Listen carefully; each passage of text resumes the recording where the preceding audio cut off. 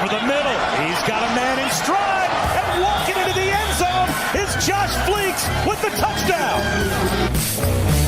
Welcome to SicEm365 Radio.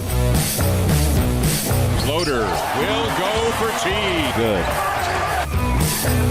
SicEm365 Radio is presented by IdealMRI.com. High-quality MRIs for $497 or less. IdealMRI.com. Your health is important, so is your budget. Here is Pollard all the way in for 6.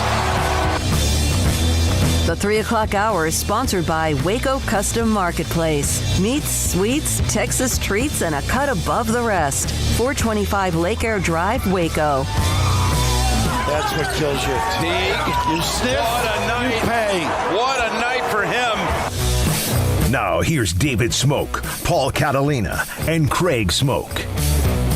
All right, here we go on this Friday afternoon that wrapping up a week that has been amazing. The earthquake, tsunami, I think a word Craig used in his column yesterday.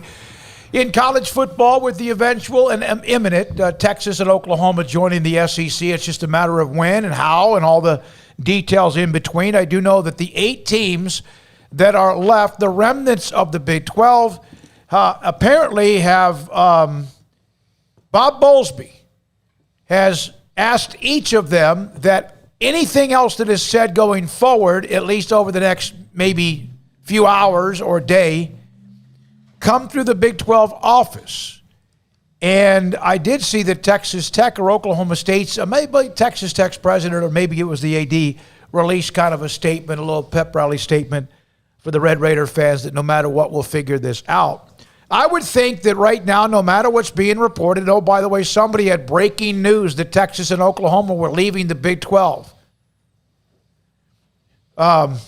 Really? When did that happen? Did you guys also know the Olympics are starting today? I just wanted to get on. I didn't watch out in front of everything. Milwaukee won the NBA championship.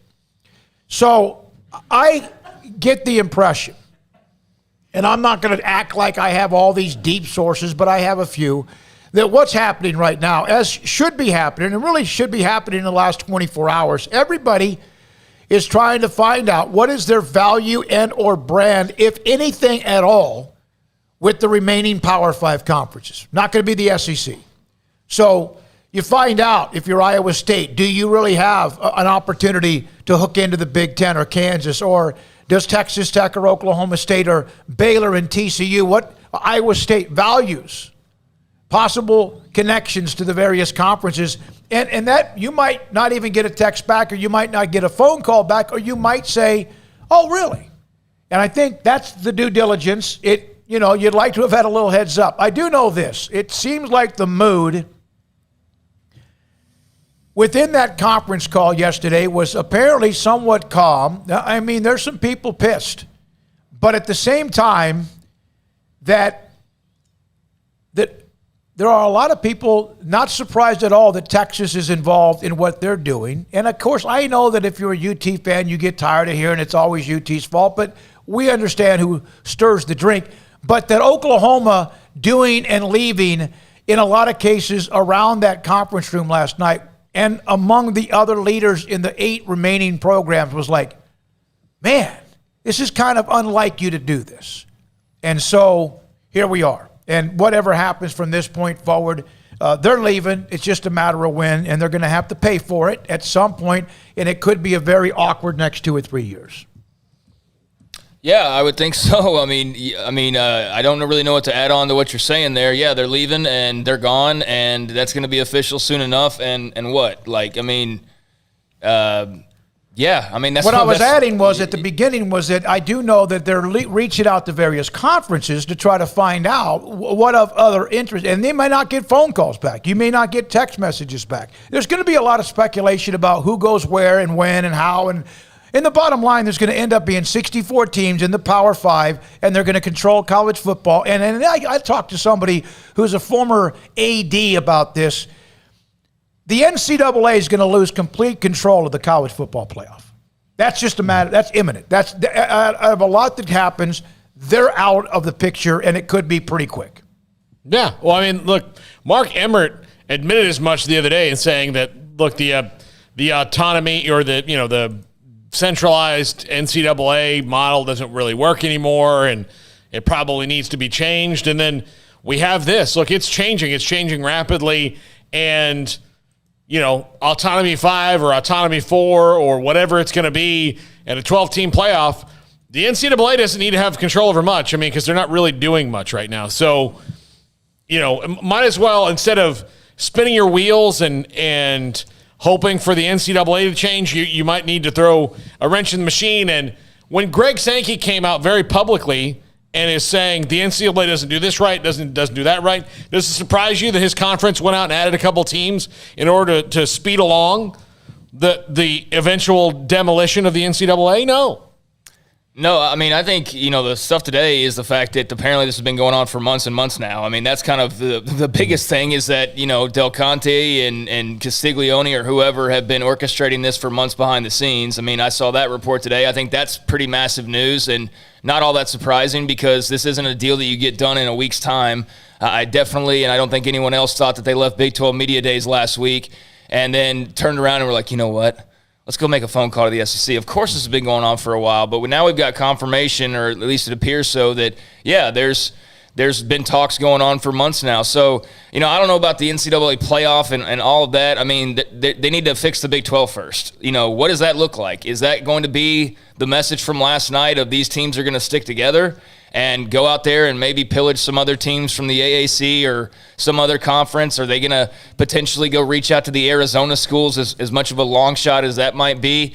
I mean, that's the story now. Yes, it's Texas and Oklahoma going to the SEC. That seems like it's not coming off the tracks. I mean, that's fully boring down on being finalized. So what do you do? I mean, last night the message was, according to the reports, that these 8 schools are going to stick together and move forward together and at least as best they can. But, the first team that gets a little bit of cold feet and wants to jump off into the deep end saying, well, we got to watch out for ourselves, just like Texas and Oklahoma did, they could screw up the whole boat. But then again, there are the grantor rights agreements. And so, yeah, I mean, I don't know about the college football playoff. I mean, for all I know, we could be moving to where there's this group, the SEC and some other super conferences, and they have their own thing. And then we have like a third playoff tournament that's the FCS, the super elite or whatever, and then, the middle ground. I don't know what all that's going to look like, but I know this.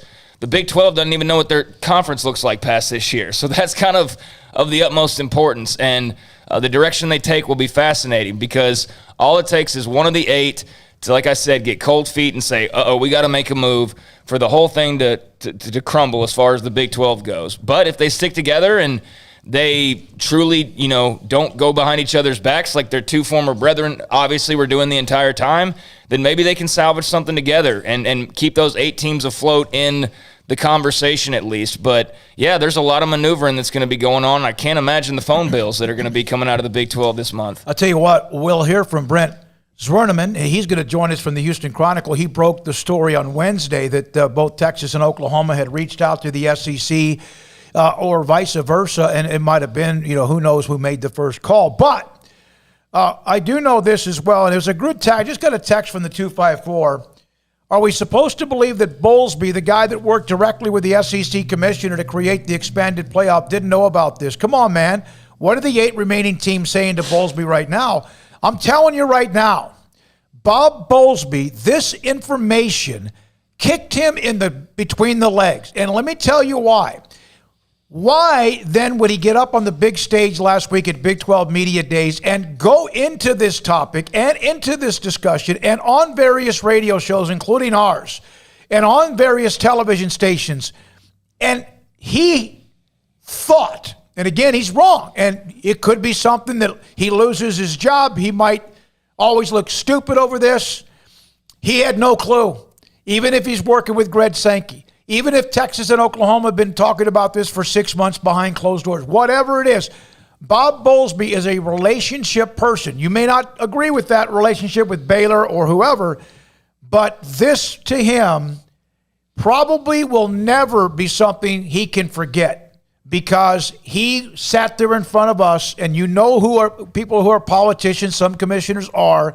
I think this to Bob Bowlesby was like basically getting stabbed in the back. Well, and it's to me, I don't know how you could feel any other way. How can Texas and Oklahoma? Here's one of the questions. He was up on that stage. They're there.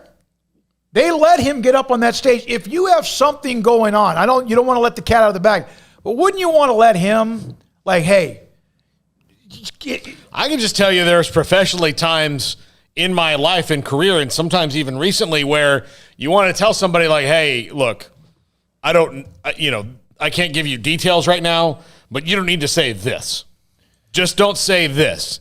And that could have been avoided, but looping him in means maybe he torpedoes it, because then, look, who's the first person who gets fired in all this? Is Bob Bowlesby, or fired, or he's like, if there's no Big 12 conference in a year, then Bob Bowlesby doesn't have a job. Now, I don't think he's going to wait too long to get one, but even still, there's no Big 12 office, there's no Big 12 commissioner. Yeah. I had the thought yesterday that he had to have known something. I believed that. And, you're saying otherwise, and I'll believe that. That's fine. But I was of the impression that, like, how could you possibly not know anything, especially if it was going on for 6 months, according to that report. But, without knowing the full, real, concrete details, amazing job by Texas and OU to be so secretive that not even Bob Bowlesby caught a hint of this, despite all of his conversations with the parties involved. It makes him look like a complete buffoon.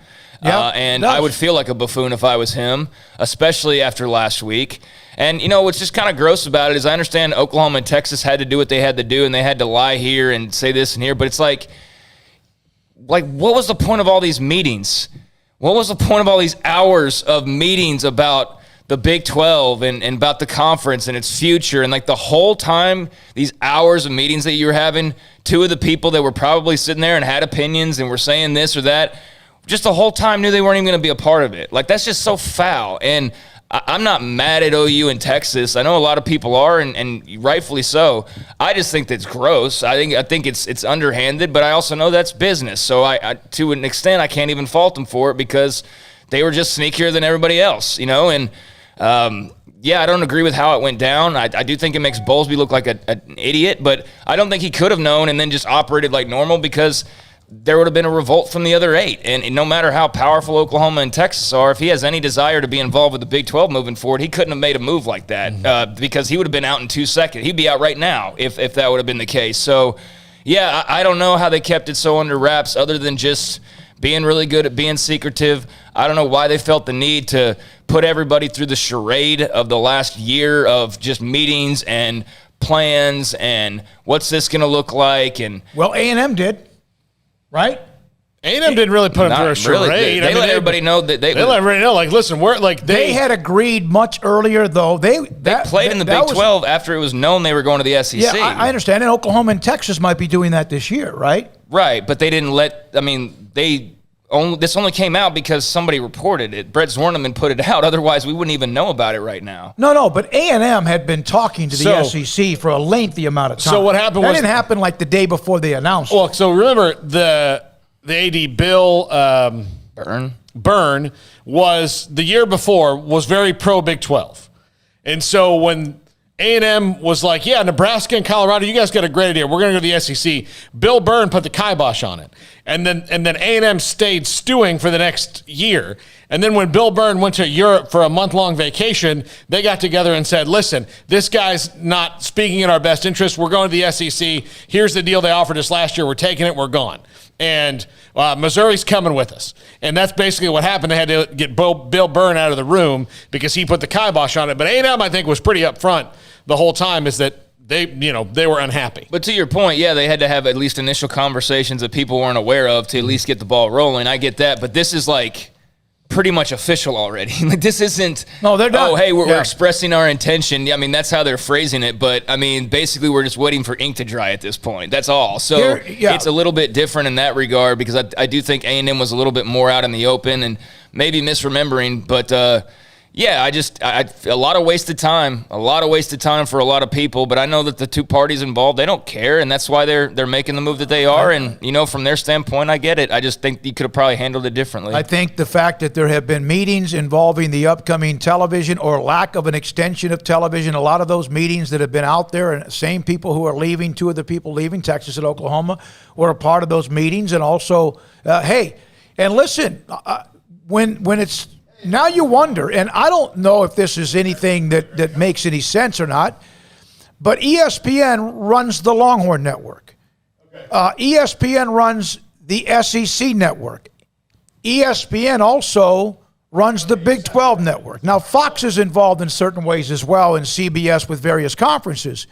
So when the ESPN said, hey, we're not going to negotiate the extension of the Big 12 television contract, was it because they knew that Texas and Oklahoma were most likely bolting the conference? I wonder if that was, or I don't know, it's a chicken and egg thing, because what happened first? They're not going to renegotiate and Texas know you bolt, or Texas know you bolt and the Big 12 isn't going to renegotiate? Or third is that, I know, Brent, third is that they knew that Texas and Oklahoma were looking at this and had been talking about this, and so they then said, hey, we need to see how this works before we extend the contract, if at all. Yeah. Brent Zwerneman from the Houston Chronicle joins us on SicEm365 Radio. He created all of this mess.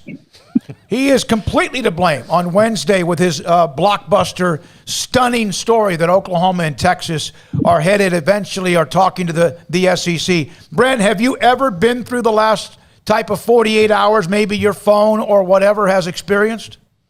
I have not, and I was looking forward to SEC Media Days, that day in particular, Nick Saban, Jimbo Fisher, especially Mike Leach. So I certainly wasn't anticipating that, and I have gotten a kick out of the idea that it was some well-oiled, orchestrated machine behind this with A&M, feeding me this right at the time Jimbo Fisher goes to the podium. That wasn't the case at all. In fact, I was the guy scrambling around outside the Winfrey Hotel trying to get Wi-Fi, kind of like the old days when you'd go up to these apartment complexes and try to scam some free Wi-Fi. It was me at that point. So, yeah,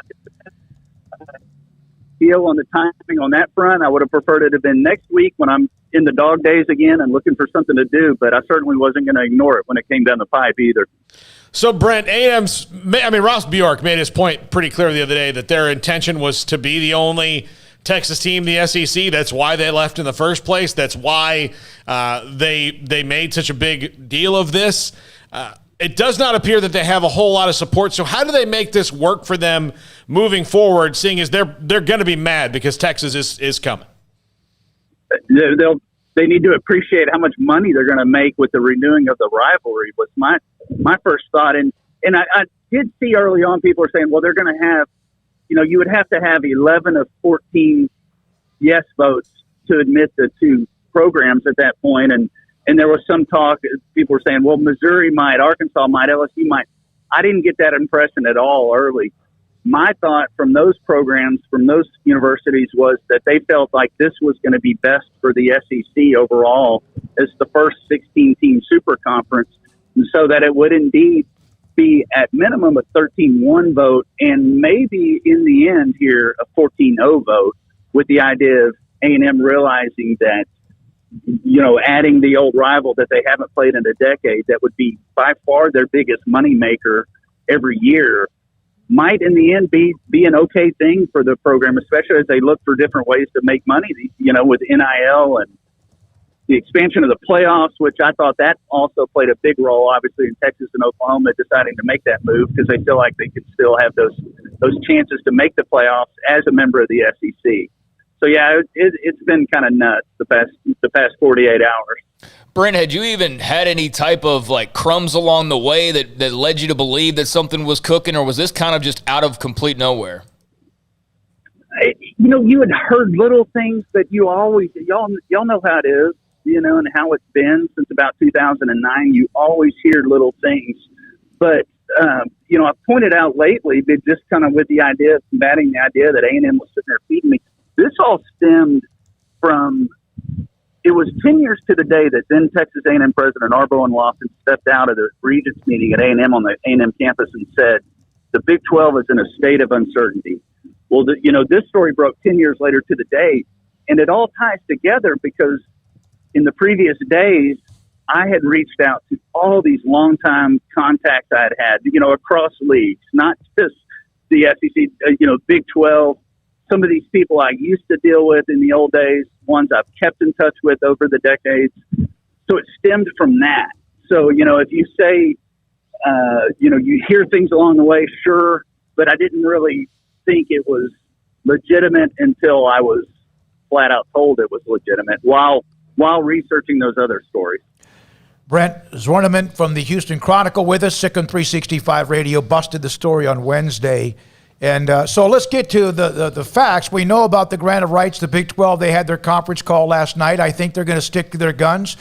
When do you think this actually happens? And do you think, is there any type of thought the SEC will go, well, wait a minute, we'll send an X amount of millions of dollars to the Big 12 to let Oklahoma and Texas leave early? Because it's not just $20 million. It could be like $200 million. Right.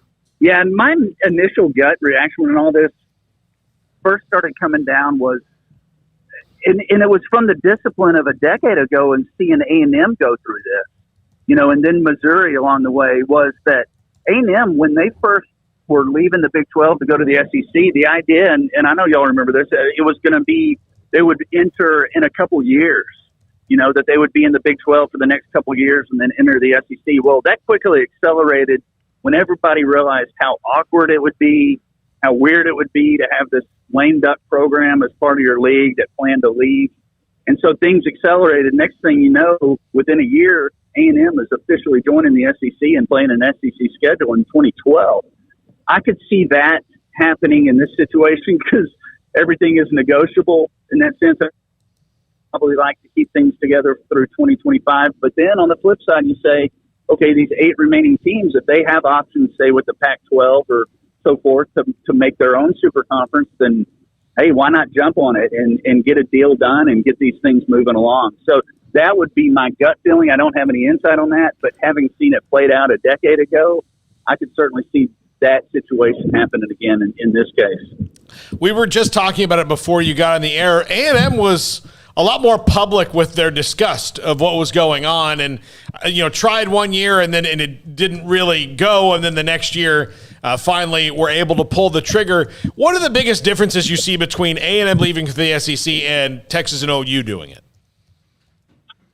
A&M leaving for the SEC? Yeah, at that 10 time? years ago. Yeah. Yeah, I think it's pretty similar in the situations of wanting to kind of join a very stable, obviously the most powerful football conference in the nation, and thinking forward in the sense of, bottom line is, and we all know this, it's always about money, right? And longest term stability, longest term financial payouts is probably going to be as a super conference in the SEC. That was Texas A&M's thinking a decade ago when at that time they used the Longhorn Network as the excuse, but everyone kind of knew that was just the trigger or the excuse to try to get out because of the kind of the year in, year out instability of the Big 12. And frankly, they also wanted to get out from Texas's shadow. So I know a lot of Aggies aren't real pleased with the idea that suddenly they're going to be reunited in another conference. But I also say those Aggies are also going to be the first ones in line for tickets for the renewing of the rivalry. The vote, which you said could end up being 14-0, the SEC rarely ever has something that's just a majority. They love to be all together as one. Do you think they'll remain that way with Texas and Oklahoma joining the fray? I do, because I think, Oklahoma and in particular Texas is going to have to realize that, they're part of something much bigger at this point. And I've seen it firsthand with A&M in the past decade in terms of them being part of this massive league. And of course, I've loved the road environments on Saturday afternoons in the fall. And I do think you're talking about there's different Texas leadership now in place than a decade ago. There's, obviously a different coach and so forth. So I know that they're going to be wary of that long-standing Longhorns arrogance or whatever you want to call it. But I do think that they also get that they're part of something much bigger at this point as well. Brent, the next move as far as what happens, obviously this is them reaching out, vice versa. The reports are out. You had this from the beginning. Everyone else can do whatever they want, but you popped this back on Wednesday. What happens now, do you think? What's the next thing that occurs? And if there is a next thing other than just the obvious? Yeah, it's a bunch of the legalese type stuff, the red tape, everything we saw play out 10 years ago. And again, I feel fortunate to have covered that up close and personal, because you can kind of see it happening again. It comes down to all these meetings, and finally they have the vote.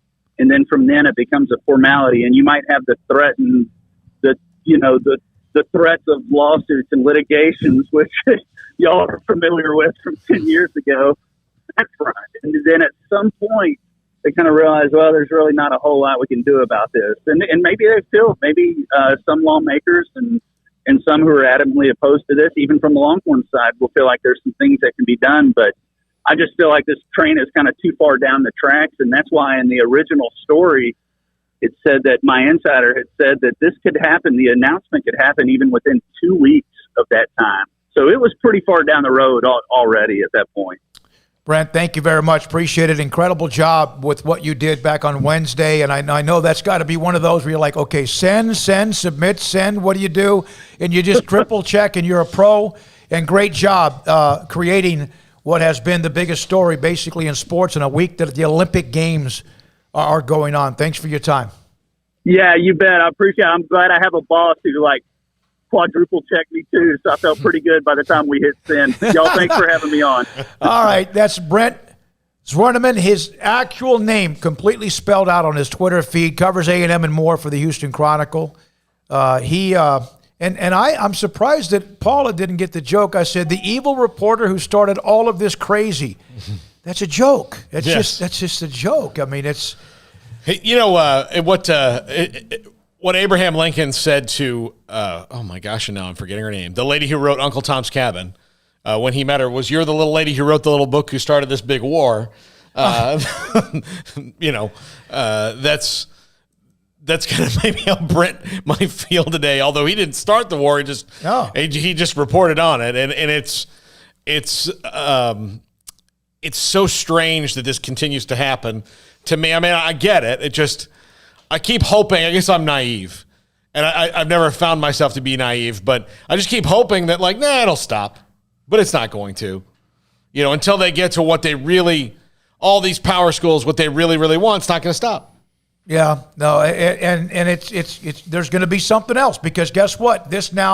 When there's an earthquake, that's not the only part of Earth that moves. There's others that come along the way, and other buildings that were damaged, but you don't know it. And then all of a sudden they fall, or things that happen along the way. It's 254-339-1122.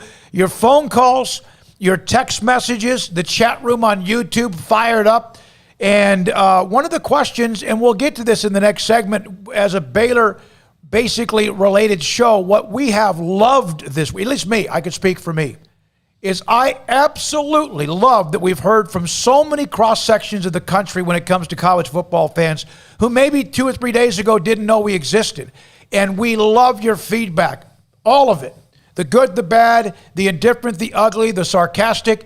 254-339-1122. We'll come back with the calls, text, and more. SicEm365 Radio. Ideal MRI, idealmri.com. In fact, I shared a text with both Rob Maxey, Dr. Maxey, and Al LeBlanc last night, because we have a new sponsor that's joining us, Ideal Research.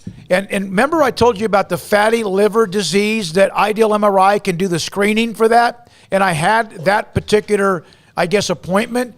And my test came back perfect. It's fine. I didn't feel like I had anything, but you never know. And it's not just people who get older. Fatty liver disease can also even reach young college kids who might start drinking a little bit too much. There's a lot of reasons you might get fatty liver disease, and some of them could be alcohol related, some of them could be obesity, and some of them just kind of happens. And sometimes doctors don't know about it until it's kind of late in the process. So Ideal MRI is the screening place for you to find out not just what can happen when a muscle or ligament is torn or something damaged, but also fatty liver disease screening. IdealMRI.com, in the Central Texas marketplace, and online at IdealMRI.com. From the first workout to the last practice, sports is an incredible and rewarding challenge. Hi, this is Dan Ingham with the First National Bank of Central Texas, and we're proud to support each athlete, every parent, and our educators.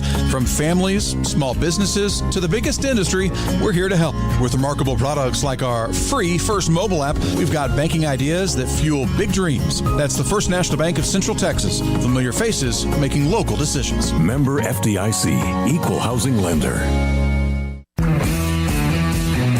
At Marco's Pizza, get craveable pizza made the Italian way with dough made from scratch, an original sauce recipe, 3 fresh signature cheeses, and premium toppings you love, served hot and safe. Right now, you can get unlimited medium one-topping pizzas for just $6.99 each. Why stop at just one? Order with your app or at marcos.com for curbside, carryout, or delivery today. Marco's, pizza lovers get it.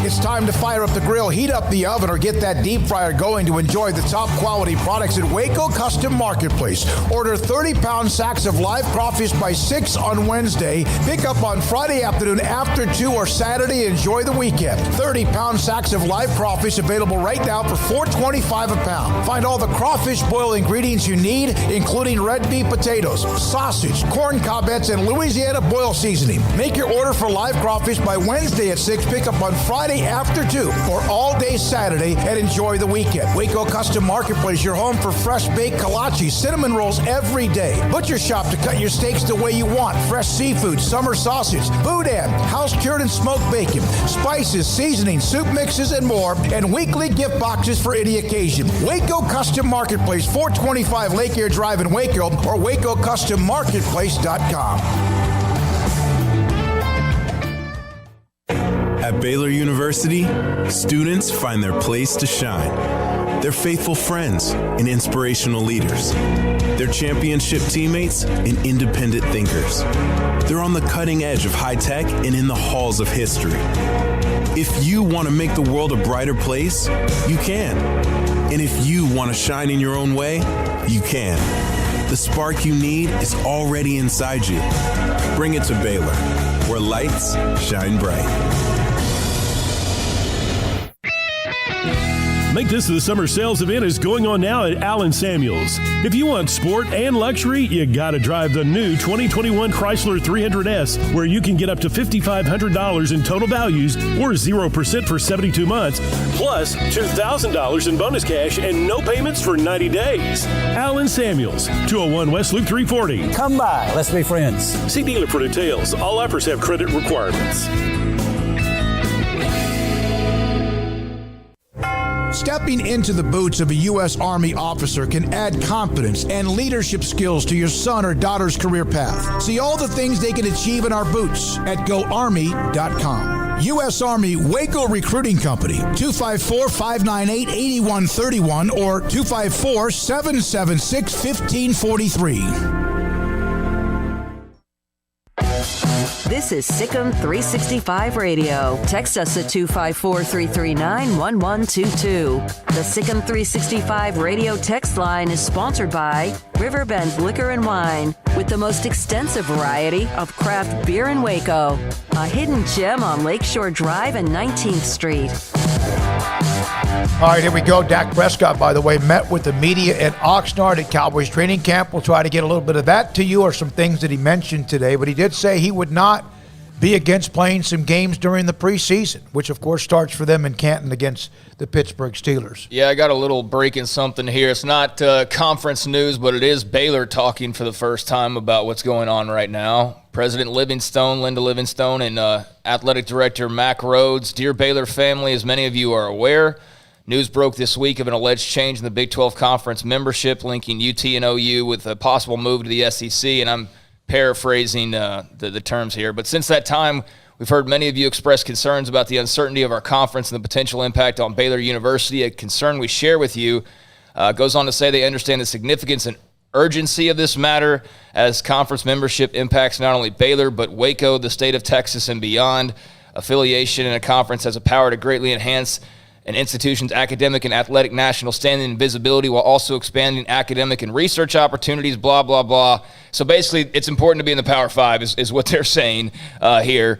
But they say, rest assured, we along with the Board of Regents, members of the Baylor delegation and the Texas legislature and other Baylor leaders are actively engaged in conversations with our Big 12 colleagues and others to ensure our university is in the strongest position possible now and into the future. In the midst of what promises to be a lot of angst and speculation, we will continue to focus on what we can control and support our student athletes and staffs.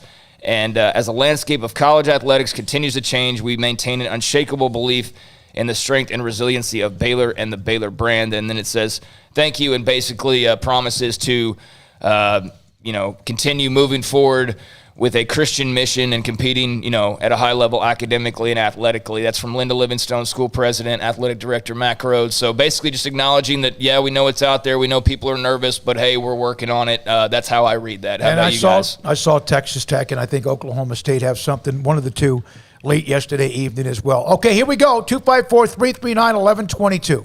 Dylan, thanks for your call from West Virginia. You're on SicEm365 Radio.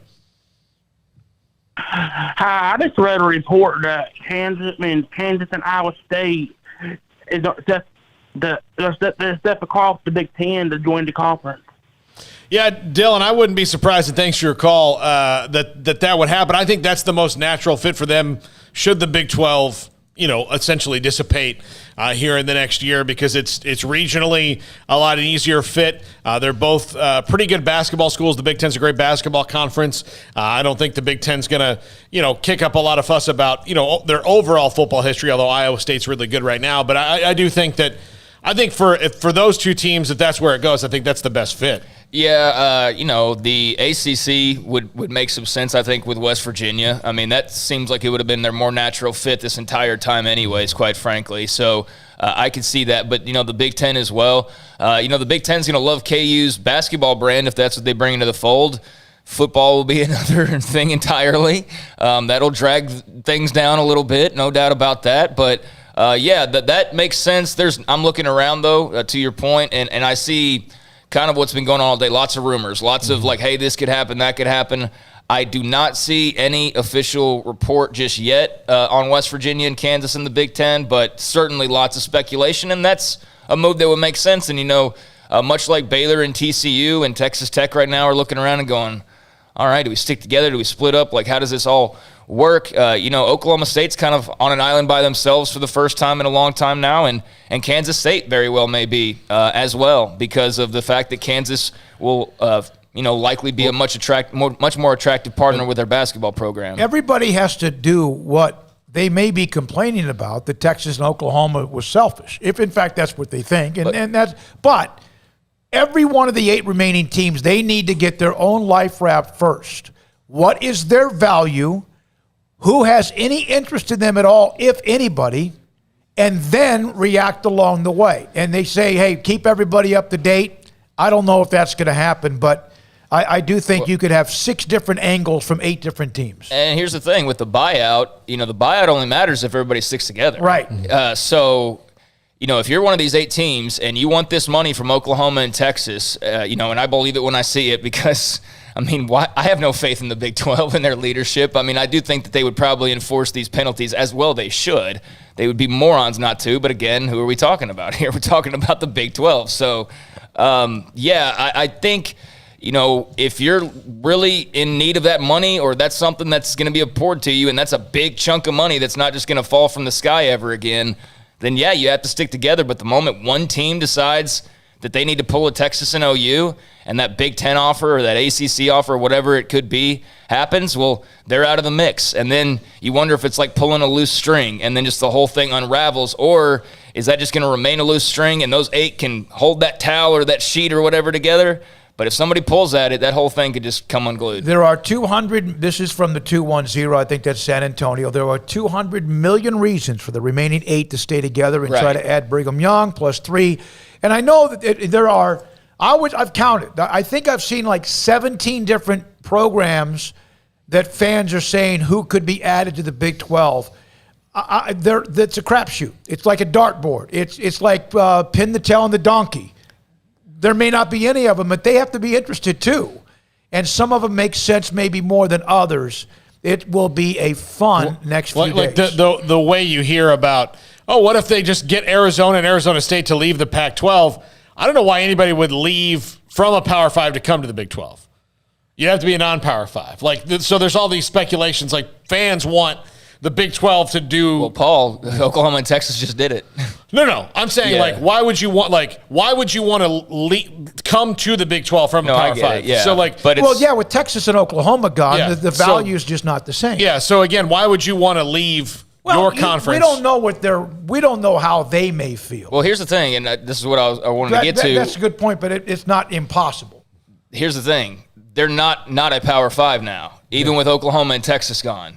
The Big 12 is still a Power 5 conference by definition, and they remain that way even without Oklahoma and Texas, right? So you are still a Power 5. Now, I don't know what the legalities are or how you come by that definition. I don't have those details, but, if you are as of right now, even with those gone, you feel like you can go, hey, Arizona State, and I know those are long shots, but just they'd be the most interesting. Why would they want to leave? What would be the number one? No, I'm not questioning you, but what would be the number one reason they would want to possibly leave the Pac-12 if they came to this conference? I have no idea because that's not what I'm really talking about. I'm just saying the Big 12 is still a Power 5, even without Oklahoma and Texas. By definition, they are a Power 5. So it'd be one thing if they were now in AAC territory, which on paper they look that way. By legality or whatever, they're not. They are. So, hey, we're still a Power 5.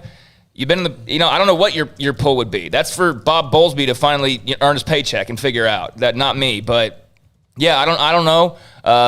But again, the main thing is you stick together and you compile a boatload of money and you convince some teams to move in and you go from there, or one team just gets cold feet and then all of them scatter. Is there a chance if you're Arizona State, or others that are in the West or Mountain time period, is there any value at all if you can get about the same amount of money with a TV deal and move into a different time zone at times when you're playing?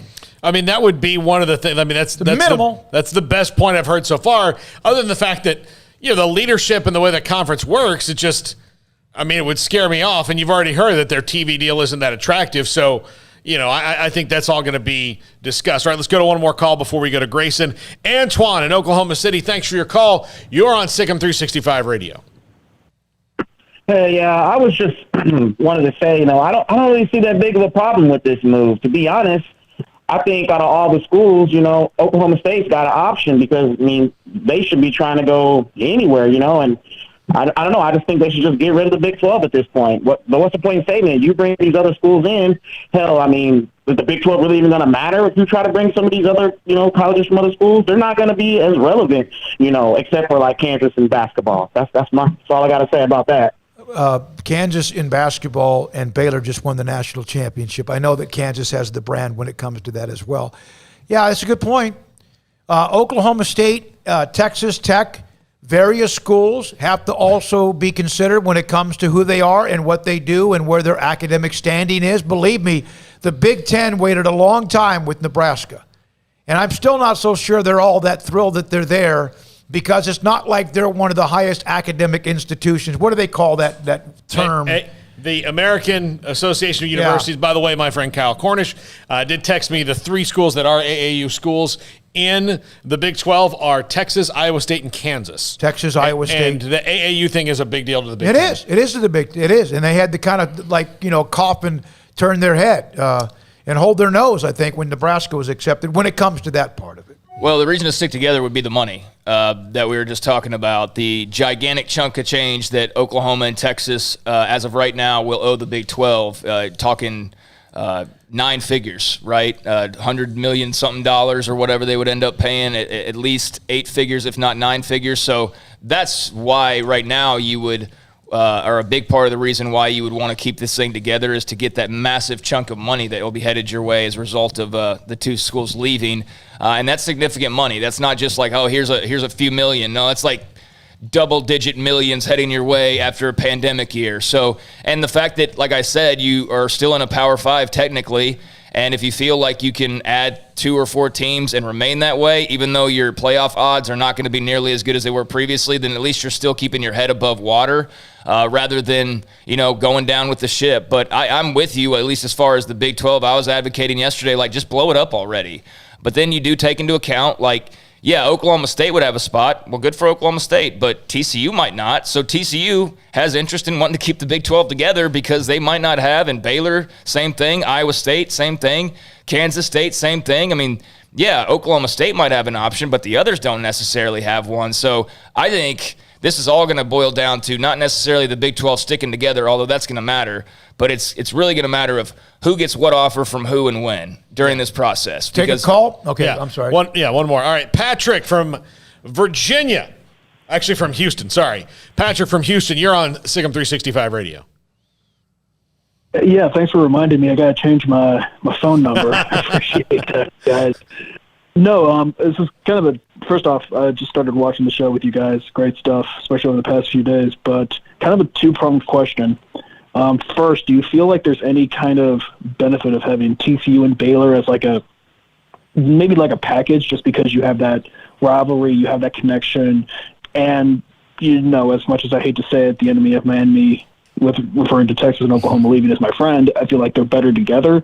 And then second part of the question is, what do you think this does with the ACC or the Big Ten, with those power schools like Ohio State or Michigan or Clemson? They're looking at it you have the super conference in the SEC, and all of a sudden now maybe that's something where they looking at maybe forming another super conference with those other big teams. Just kind of, again, the chaos. I love chaos with all this stuff, so it's kind of fun to think about, but I want to get y'all's thoughts on that. You are Captain Chaos from now on, all right? That's what I want Patrick. You. When you text us or you call us, you let us know you're Captain Chaos. Yeah, a lot of people like that. They like that there's always something going on.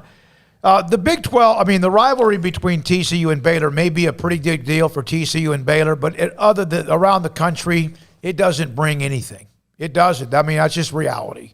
There's been some great moments and some tense moments, but that's not going to stir the boat when it comes to a conference saying, hey, we'll take those. The only combination there, TCU and Baylor, private schools, they've in football the last 10 years, they've been pretty good at times, but that's it. I don't think their rivalry game is something that they care about anywhere maybe outside of the state of Texas. Maybe 2014, a lot of people cared about it. Well, I would say to your point, they probably need to stick together. They need to. They're basically looking at each other in the mirror. They're as similar as two schools in this scenario pretty much is. So, I don't know if they would be attractive looking at it from his standpoint of a package deal to the ACC or some other conference that would be interested. Like, oh, hey, we can grab a couple of Texas private schools. I'm not sure that would be of interest, but I do think you look across the other successes in sports they have. And, maybe that private school thing is something that is unique and brings something different to a conference that maybe somebody is entertained by. I don't know. But, I don't think the combo together will be that much of a pull. But I do think that they need to work together in a major way. They need to basically become best friends during this process because they're in the same exact boat. They are in the same exact boat, and they're stranded together. So they better work in conjunction or, one of them could find themselves on the outside looking in. All right, when we come back, or we have another call. When we come back, Grayson Grunhafer, SicEm365.com, our recruiting analyst. What does this mean, or has he reached out to any of those committed for 2022 or whatever? Yeah, and there's the second part of his question about the ACC and the Big Ten and whether he thought that people would go and poach, or those conferences would go and now poach to form their super conference. Yeah, yes, they will. And I think so. I think so. You could end up, because of what Notre Dame did in the ACC, now there's a little bit of commonality there, if that's a word. Yes, I fully think that the ACC's full mission, they know West Virginia, will just cut, they can call West Virginia and be like, okay, you're in. But right now, their full attention is on Notre Dame joining in football because they're a member in every other sport. Yep. So, and that's a big deal. That's a national brand. They're not quite who they used to be, but they're still Notre Dame. and they bring a lot of power throughout the country. All it takes is a Pac-12 saying, hey, we've got Oklahoma State and Texas Tech coming on board, and then the whole thing, like pulling the wrong Jenga block, the whole thing just falls down. And then, TCU and Baylor, they better be holding hands and running together and trying to find safe space if something like that to recur. So you got to just hope that no blocks. This is like an episode of Survivor. Yeah, it is, basically. I mean, really is. It's what it is. Yep. Don't they all lie to each other? Yeah, exactly. Yeah. All right, I'm going to vote for you after we eat a snake. All right, we will get to a lot more. Your feedback is great. We appreciate the compliments, and even some of you that maybe still don't quite know what we do. We're here every afternoon, 3 to 6, SicEm365 Radio. Yes, for some that have asked, we cover the hell out of Baylor, but we cover, as you can tell, the last 3 days, this kind of story from different angles that we have, the Cowboys, high school football, and more. And Grayson about what are the recruits thinking about all this, the commits, next on SicEm365 Radio. Riverbend Liquor and Wine. Look, you may need to kick back. You may be stressed out about your conference affiliation. And you may want to, get together with some friends and have some cold ones and some great craft beer. Well, walk into the fridge at Riverbend Liquor and Wine and look at their fantastic selection of craft beer. Always rotated out throughout the seasons. They've got a great roster of stuff. Just always Steve Chapman just turning it over and tons of different stuff right now for summer. Also, hey, they've got the single barrel Balcones in stock that you can only get there at Riverbend Liquor and Wine. I've had some and it packs a wallop. It's great stuff. Very delicious and aged in, 2 different barrels and a wine cask and really, really unbelievable stuff. Plus, great selection of other spirits and wine and a great customer service. A drive-through window that is so super fast and efficient. If you don't need to go in the store, you won't have to go in the store. Riverbend Liquor and Wine, Lakeshore Drive at North 19th Street in Waco. Find out more on Facebook and Instagram. I hate my job, but I don't mind getting up in the morning. I dread each day, but I can't wait to get out of bed. You ask me why, and what I'll say to you is true. Well, you can get breakfast tacos at Rudy's Barbecue. Scrambled eggs and brisket, they ain't fooling around. Sausage wrap, son, they're the best in town. Barbecue for breakfast, yes, it's true. Put a smile on your morning at Rudy's Barbecue. Next in line. One size fits all. That may be all right for an adjustable belt or cheap sunglasses, but when it comes to your financial needs, no one wants a one-size-fits-all strategy. Ben Erlinson, your Edward Jones financial advisor, knows that his most important goals are yours. That's why he takes the time to understand your needs, knowing you. That's how Edward Jones makes sense of investing. Ben Erlinson, 100 North 6th Street in Waco, 254-759-8533. Edward Jones, member SIPC.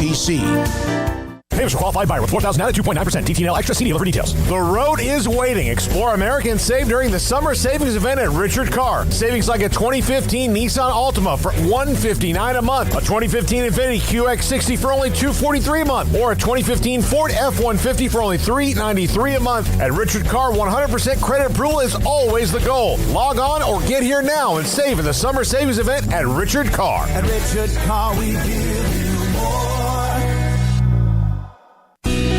Let Camille Johnson Realtors guide you seamlessly through the process of buying your dream home or selling your current one. Commercial, farm and ranch, or residential, Camille Johnson Realtors can smoothly and successfully lead you through any transaction. With a team of 28 experienced agents who are excited about serving you, Camille Johnson Realtors services the entire greater Waco area. If you're in the market to buy or sell, contact Camille Johnson Realtors, 104 Midway Center in Woodway, or find them online at www.camillejohnson.com. Camille Johnson Realtors, elegant, charming, warm. Welcome home. Do you or your kids get nervous about going to the dentist? Stonewood Dental, Dr. Steve Childress, he can help. I've spent a career taking care of patients who as children had bad experiences, and now they're adults that hate going to the dentist.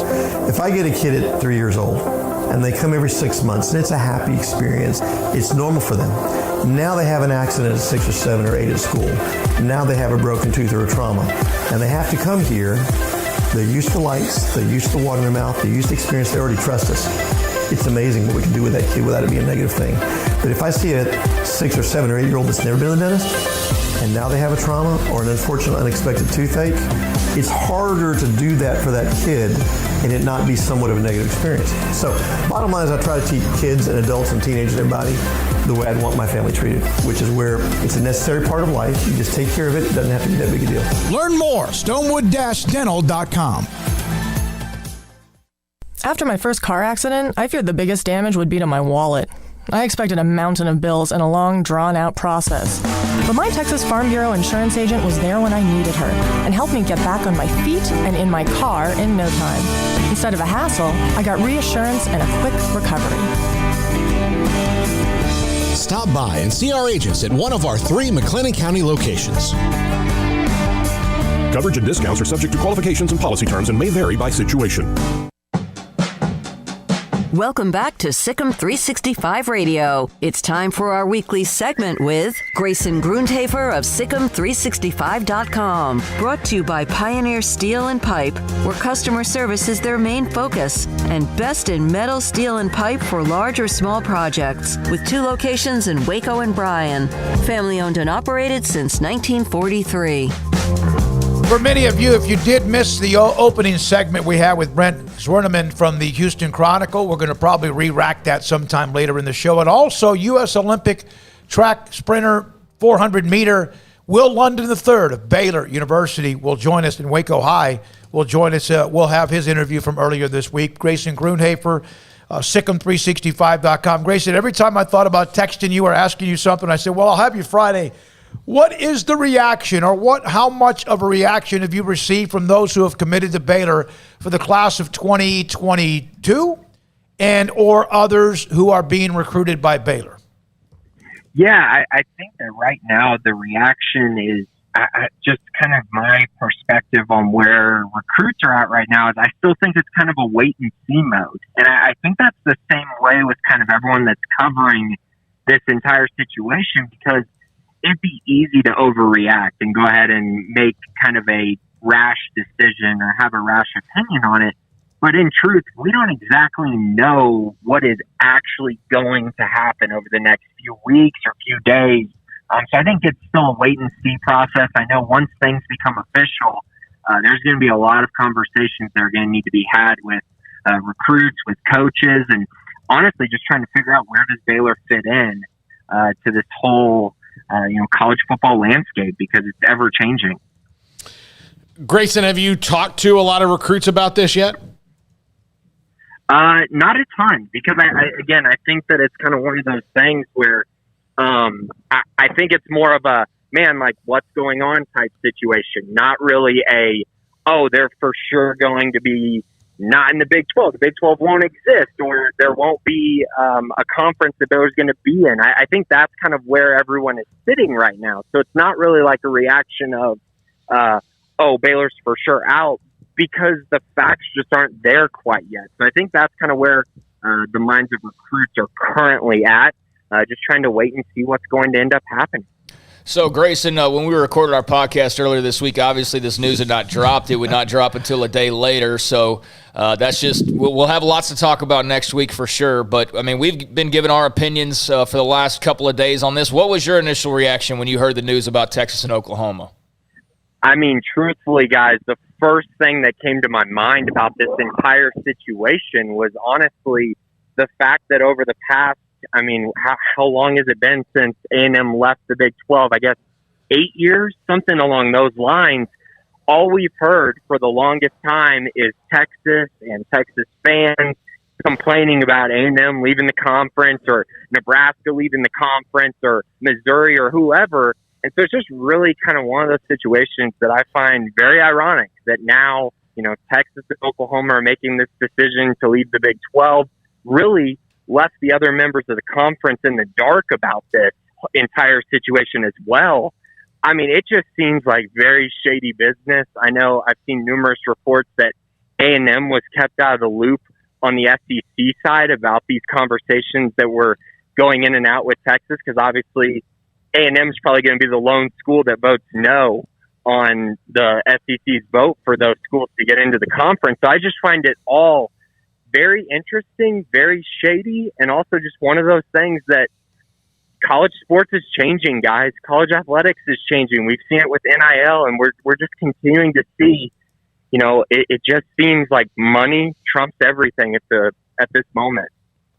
Yeah, it is, and it's just amazing if you think about all the various stories in college sports in just the last, year? From COVID to then recently the NIL after the Supreme Court decision, the transfer portal that's blown up. It is left and right, and now you have more of this landscape in college football and athletics changing quite a bit. Grayson, where do you think if the Big 12 somehow survives, which is doubtful, but if in fact they do, that's one thing. But if they don't, do you see they fit in any of the remaining Power 5 conferences? That's a great question. And I think it's one of those situations where I've been reading a ton on it, kind of just going back and forth with various sources, just trying to figure out, not only where does Baylor fit into this changing landscape, but also where does the rest of the Big 12 fit in on this? And I know I've seen reports that Kansas and Iowa State are talking with the Big 10. I've seen reports about the massive super conference in the Pac-12 where they would have 20 teams and basically be the Pac-12 and the Big 12. That would be interesting. I think the most interesting part about that one is that you could have numerous divisions, and so you could almost make it the schedule not as bad as it would be if, say, just Baylor went to the Pac-12 or just Texas Tech, where you're having to travel a ton.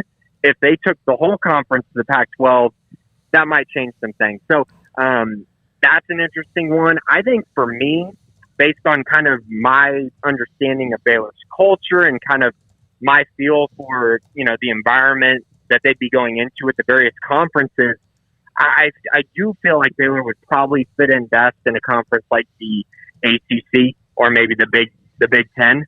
Maybe even, I know no one wants to hear this, but also the obvious one that I don't think anyone really wants would be the American, but obviously that's a step down. So I do believe the ACC, Big Ten are kind of the ones that I think fit with Baylor's culture a little bit better. I'm not sure that the Pac-12 really does. So it's going to be very interesting to see what does end up happening. I kind of hope that the Big 12 schools find a way to either A, make it work, or find a way to join another conference altogether, that maybe they band together and you're able to do that. But as y'all have seen, as we've seen over the past few weeks, it seems unrealistic. It seems like it's almost going to be every man for themselves. And that's just a harsh reality. And I mean, hopefully Baylor has really been able to plan some things over the past, few days once they heard this news that obviously seems like it pretty much blindsided everyone. Grayson, at least on the bright side of things, Texas A&M's fight song will make sense again. But I know this might be asking a lot of you, but do you, other than feeling bad for the teams of the Big 12, do you feel a little bit bad for A&M who did this whole thing to get away, only to know that Texas is a beast you can't escape? I mean, to an extent, I really do feel bad for A&M because, honestly, guys, I know when it happened, I think everyone had their takes on Nebraska leaving to the Big Ten or A&M leaving to the SEC, and everyone had this kind. If you were a Big 12 fan, you had some kind of negative reaction to it. But on the flip side, those teams, those schools were kind of looking for a conference where they could kind of be on their own, away from Texas, away from, kind of this school that kind of, I don't even know how you want to say it, but they dictate a lot of the things and the decisions that happen in the Big 12. And I think they wanted to get away from that. And so now, Texas going back into the conference with A&M. I'm sure A&M's upset about it. And also the rumors that A&M was left in the dark about the possibility of them adding Texas to the conference, that is really shady because every school in the SEC knows A&M does not want Texas in their conference. So, I feel bad for them in that regard as well. And like I mentioned at the top, I just find this to be extremely hypocritical of Texas to have all these opinions and all these things they said about Texas A&M. And now they're going right back and doing it, going into the SEC as well and leaving the Big 12 behind. I just think it definitely makes you go, man, maybe A&M and Nebraska and those schools that left, they might have ended up actually being right. All right. Well, you're getting ready at a conference. Grayson, thanks for your time. Grayson Grunhafer, recruiting analyst for SicEm365.com. He and Craig do the Bearcast every Tuesday. They put that to bed Tuesday, and then Wednesday happened. But you have Arkansas who left the conference first, right? Mm-hmm. Why did Arkansas leave the Southwest Conference? Money? Yeah. Everybody leaves because of money. But Arkansas left a long time ago. A&M and Missouri left because, well, Missouri also had an opportunity when it was open, and they needed an extra team along with A&M. A&M left because of Texas and the Longhorn Network, right? And they thought that they can go swim on their own, and they have for the most part. They've drowned a few times too. And then Nebraska left because they couldn't beat Texas, and they were disgruntled as well. That's from a Huskers fan. That's true. And they were a little bit perturbed by some of the changes in the conference. Colorado left because the Pac-12 is probably where they should have always been other than the Big 8 when it was around, right? Mm-hmm. Why are Texas and Oklahoma leaving? You can't say Texas is leaving because you can't blame it on the Longhorn Network. Texas is leaving because money and power and integrity and all of that, right? And prestige. There's some great text about what they have the SEC invited. But if you have Missouri, Arkansas, Texas A&M who left in some cases because of Texas or whatever, and now, come on. Now A&M's not saying that. No. It's going to be, what is it going to do to A&M fans if in fact it's a unanimous vote? I mean, I think they just kind of know it's going to happen anyways. I mean, like, you know, it's like, am I going to sit here and just get all nervous Nelly and be like, oh my God, until I hear some news? No, I mean, it's completely out of our control. It's fun to talk about and think about, but if you're A&M fans, yeah, you're pissed and you're a bit upset about like why it had to happen this way and why you can't just get away from those folks in Austin and stay away from those folks in Austin. And not only that, but now the Yahoos, who I love dear, I got plenty of folks in the Sooners say, but they're coming along as well. It's a double. It's not like everybody's focused on Texas. Oklahoma is the biggest threat in football. You know, basketball, you can argue it's Texas now, but Oklahoma is by far the bigger threat in football as of recent history. So to me, you know, Texas, I mean, maybe they were the catalyst, but it looks like these two were both hands on the wheel, Oklahoma and Texas. Well, so it's a double whammy and not just one school. So, I'd imagine you were probably pretty upset and like, what the hell? And I think as you learn that you were left completely out of the conversation, if reports are true, I'd be a bit upset about that. But they're learning the lesson that Texas and Oklahoma will learn when they do join the SEC. And I know Texas is talking, at least on the surface right now, like, yeah, we know we're going to come in and we won't be the big dogs and we won't have the Longhorn Network. We'll get rid of that. We're going to be just like everybody else. But we'll see on that because it's still Texas as the end of the day, you know. But it is a different landscape. And so you felt you had a leg up. And now here come these two old pals that are basically just going to even the playing field once again. I mean, if you were A&M, you had the SEC banner. And now that's just completely negated. So you're pissed, but there's not, to get to the point, there's not anything you can do about it. What are you going to do? You going to threaten to leave? Okay. Like, they won't blink an eye. Well, and they've made their position clear. Yeah. I think Ross Bjork has handled it well by saying, look, we didn't want this. We're not happy about it. We don't agree with the move, but he hasn't spent the lost dodged amount of time in the media trying to shape the narrative because he knows, like, it doesn't matter. I've stated my position. Maybe other people feel the same way. I don't think so, you know, and because what's going to happen is they're going to sit A&M down in a room and, you know, have a nice little plate of cookies and milk and say, like, hey, how about $50 million a year? And they're going to be like, okay, we're mad, but, like, you know. And look, man, if you're A&M, you know, you definitely are. I think you're scrambling on the basis of your recruiting advantage is now wiped out. You know, the main schools you were competing with are the schools that are already in your conference and the two schools that are going to be coming into your conference. So, yeah, that's a big blow. But, again, you know, now you have and look, A&M already sold tickets really well. I mean, the crowds at Kyle Field are renowned. So it's not like they were going to sell out these games. But there is going to be, you know, on the bright side of things, that return of Texas and A&M. There's going to be that return of Texas and Oklahoma. You're going to see Texas and Arkansas. You're going to see OU and Arkansas. You're going to see, basically the big boys of the old Southwest Conference. And I think if you take that in consideration, and now, you make a road trip to Austin once a year. You make or once every other year. You make a road trip to Norman once every other year. You got the Longhorns and Sooners both coming in every other year. There's a lot of things that are awesome about this, and that I think you would love as an A&M fan. But certainly, you're feeling it a little bit in the ego for sure, because you were pounding your chest over a conference that now the ones you were really pounding towards, they're not pounding right back at you because they're right there. I agree. And A&M, you know what you do? You've got this team coming off a pretty damn good season. You got all these expectations. It's exactly go meet them, because we know that at times, and they're not the only ones. Texas is the same way. They don't always meet the expectations when they get pretty high.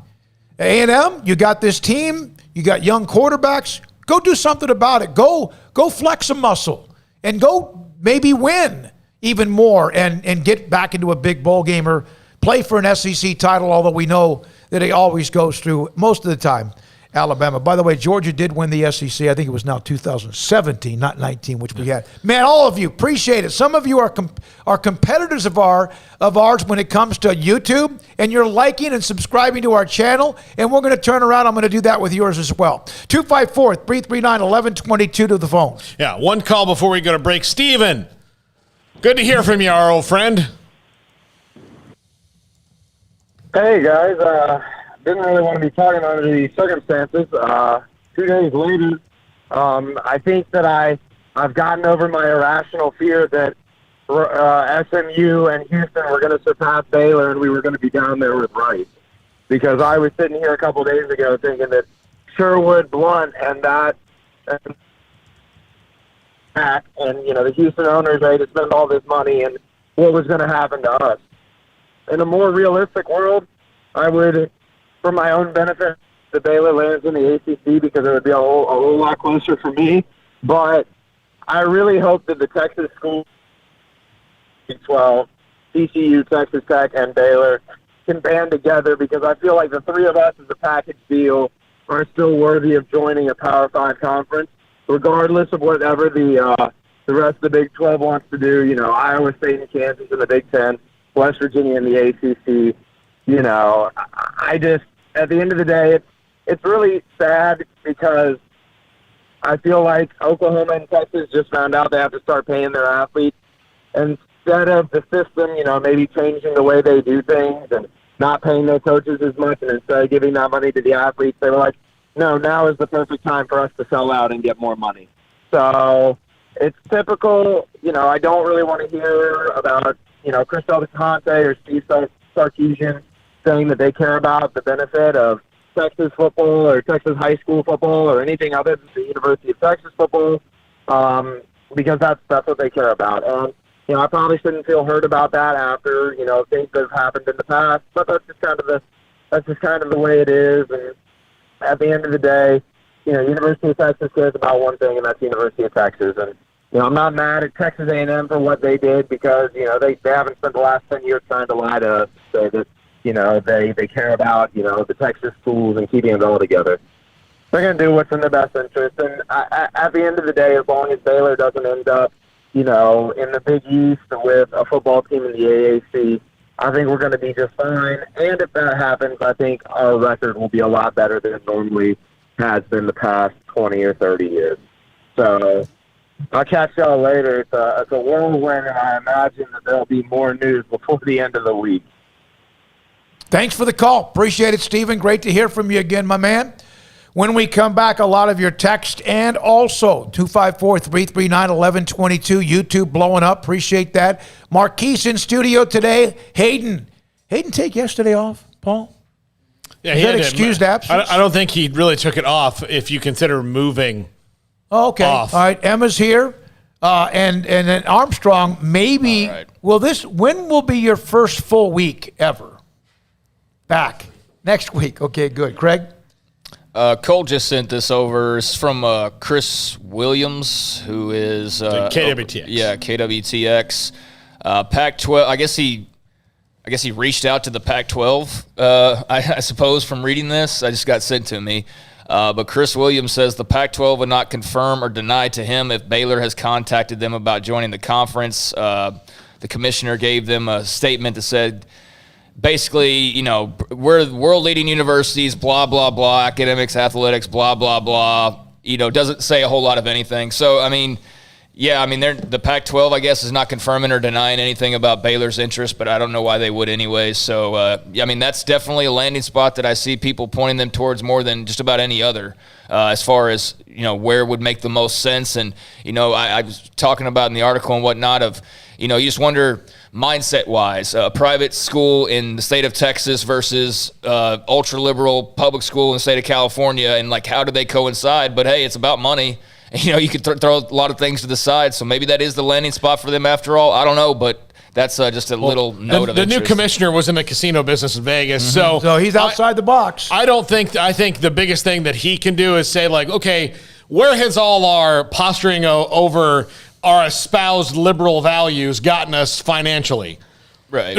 Behind at least 2 other conferences and probably 3 in the ACC. And look, the Big 12 is probably a little bit ahead of them money-wise, except the fact that, they're ahead of them money-wise, but they weren't run very well. So how do we keep from becoming the Big 12? Well, let's think outside the box and not go, well, we at Cal don't agree with the values espoused at Baylor or the state laws in Texas or whatever. Look, man, that's always going to be in flux. Right. So you're really going to ruin a financial opportunity and a chance to grow and be in a part of the landscape because of political differences? Shut up. Yeah, that would be stupid, but it is politics, and most of politics is stupid. So, you're right, but that's a spot that I definitely see as far as the one popping up the most in people's opinions. But again, it's opinions. Everybody's trying to figure, out all the puzzle pieces right now, but a non-denial, I guess, on the part of the Pac-12 commission. Okay, that's great, and that's a very good job by Chris. I'm going to tell you this. There is no way that this day ends and Baylor has not reached out to all 3 of the rest of the Power 5 conferences. There's no way. I would hope so. I'm sure they've got a lot of unanswered texts from the AAC, too. I for example, right now, and I think it's safe to say this. This is the most unread text messages we've ever had at one time in the text toy, either after a Baylor win or a bad loss to the national championship. It is brrr. And that's what the phone all look like of anybody involved in a Pac-12 school, president, AD, whoever, commissioner. There is no way on earth that Baylor and, quite frankly, any of the remaining 8 have not reached out to every single Power 5 in some way, even if it's in a negotiation for a coach being hired through a third party. Because what you don't want to do is so-and-so reached out to the Pac-12 and the Pac-12 said no. Right. You don't want that out there. Right. So, and that's Iowa State, that's Texas Tech, that's Baylor, that's whoever. And my gosh, we appreciate all the text and phone calls. Back with more. 254-339-1122. 254-339-1122. Again, we come back with more of all of what you have with us on SicEm365 Radio. Brent, brand new sponsor to SicEm365 Radio. Impact Research Institute. Dr. Gunn spoke with her on the phone yesterday. They have a grand opening coming up on next Thursday, July 28th at noon. This is our newest sponsor to SicEm365 Radio. It's a patient-centered, cutting-edge clinical trial, and what they're trying to find out is, do you have fatty liver disease?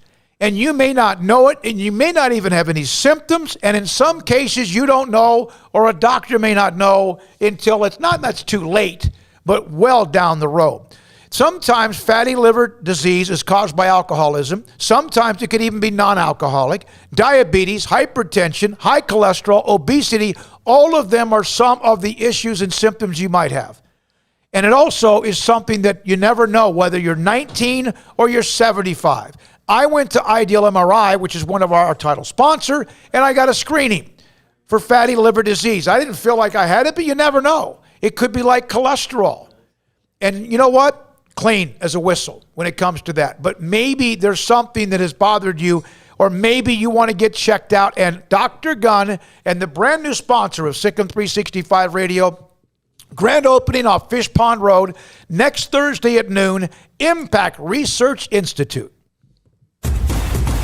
Hey, this is Bryce Petty, former starting quarterback and two-time Big 12 champion, and I know firsthand the importance of being in top shape both on and off the field. So listen up, men. If you're feeling beat down day in and day out and looking for that high-performance edge that separates the men from the boys, then look no further than the Petty Clinic Low T in Waco. Petty Clinic is a comprehensive men's healthcare clinic with an atmosphere catering to men. Board-certified Dr. Kent Petty has a special interest in offering the highest quality medical care to men of all ages. Some of the services offered include screening and treatment for low testosterone or thyroid, infertility, high blood pressure, diabetes, high cholesterol, sleep apnea, while offering comprehensive wellness exams and complete men's health lab panels. High performance men, remember, it's not just a Petty thing. This is Bryce Petty, encouraging you to reach out and Google search Petty Clinic Low T or go to pettycliniclowt.com and get your complimentary lab screening today. In the market for a quality metal building? Since 1943, Pioneer Steel and Pipe has helped Central Texas residential and commercial customers with metal building design, panel options, building components, and trim options. Pioneer Steel and Pipe's residential line is energy efficient, offers low maintenance, reduces insurance payments, is impact resistant, and carries up to a 45-year limited warranty. In addition, they can also help you find a metal building contractor for your project. Pioneer Steel and Pipe with locations in Waco and Bryan and at pioneersboys.com.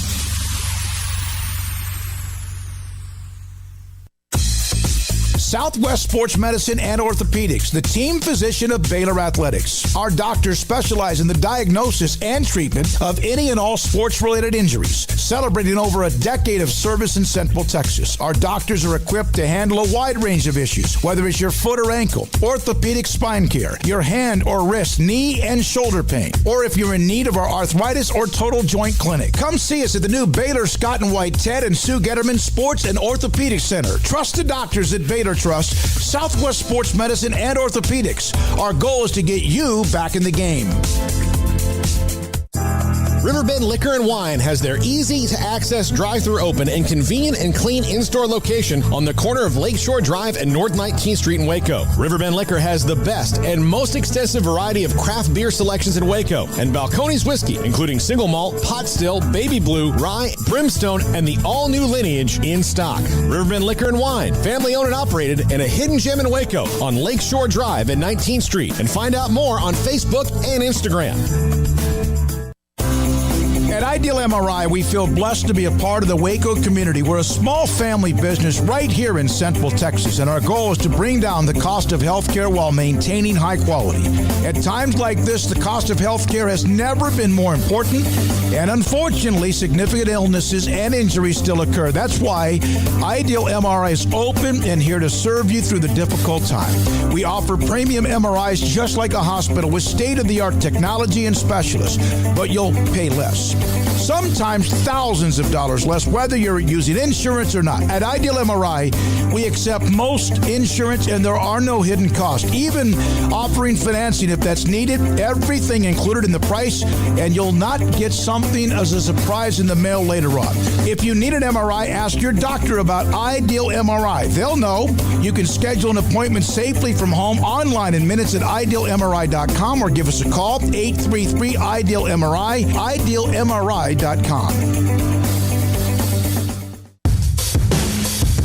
Welcome back to SicEm365 Radio. Over the middle, he has Ebner in for a touchdown. The 4 o'clock hour is sponsored by Boozer's Jewelers, the wedding ring store, specializing in custom jewelry and repair, all in-house. Now, here's David Smoak, Paul Catalina, and Craig Smoak. All right, so Paul does the top 5, and that comes up at 5:55 today. And sometimes some of the reactions from some of you, it's what are they? The guy on the right, the kid in the hat, and the old guy, the goofy old guy. That's Paul Catalina. That's Craig Smoak. And I'm David Smoak. It's sad that they don't know my name, considering that this segment is called Paul Catalina's Top 5 at 5:55. But I will say this. On the message board today, I had to go in because there's a thread that said no Smoke Show today. And I said, just my 2 cents. It's not called the Smoke Show. Sincerely, the guy on the desk who doesn't have that last name. Who's one of the 3 co-hosts of this show that we do every afternoon. between 3 and 6. The Smoke Show was a podcast I did 2 years ago, interviewing former Baylor players. All right, I know we got some calls to get to, but I want to get to some of you as well. Eric, for example, we won't get into the Pac-12 for the same reason they didn't want us 10 years ago. Berkeley, UCLA, very much against Baylor's discriminatory LGBT views. We either need to evolve the rest of the country really fast, or we are destined for mid-major status forever. Unfortunately, the blue hairs in charge probably won't budge. It sucks because we are the last generation to really care about it. They will be the ones to use it to ruin our power conference future. They just have added some new policies and mission statements and things like that. I know they're playing catch up. And some, hey, I saw this on the message board. There are some people that dig their heels in and go, screw trying to be woke. Screw that. Let's go back to whatever we have to be, who we want to be, who we originally were. And that's a fight between you and the university. You guys deal with that. I'm not an alum, but that's, Eric, we appreciate it. From Diane, she said, appreciate it. Here's an Iowa State fan, Chris. I feel like somebody besides Oklahoma and Texas needs to win the Big 12 title this year. Let them leave the conference with a sour taste in their mouth. Thanks to them, the Big 12 is a sinking ship. It becomes every man for himself.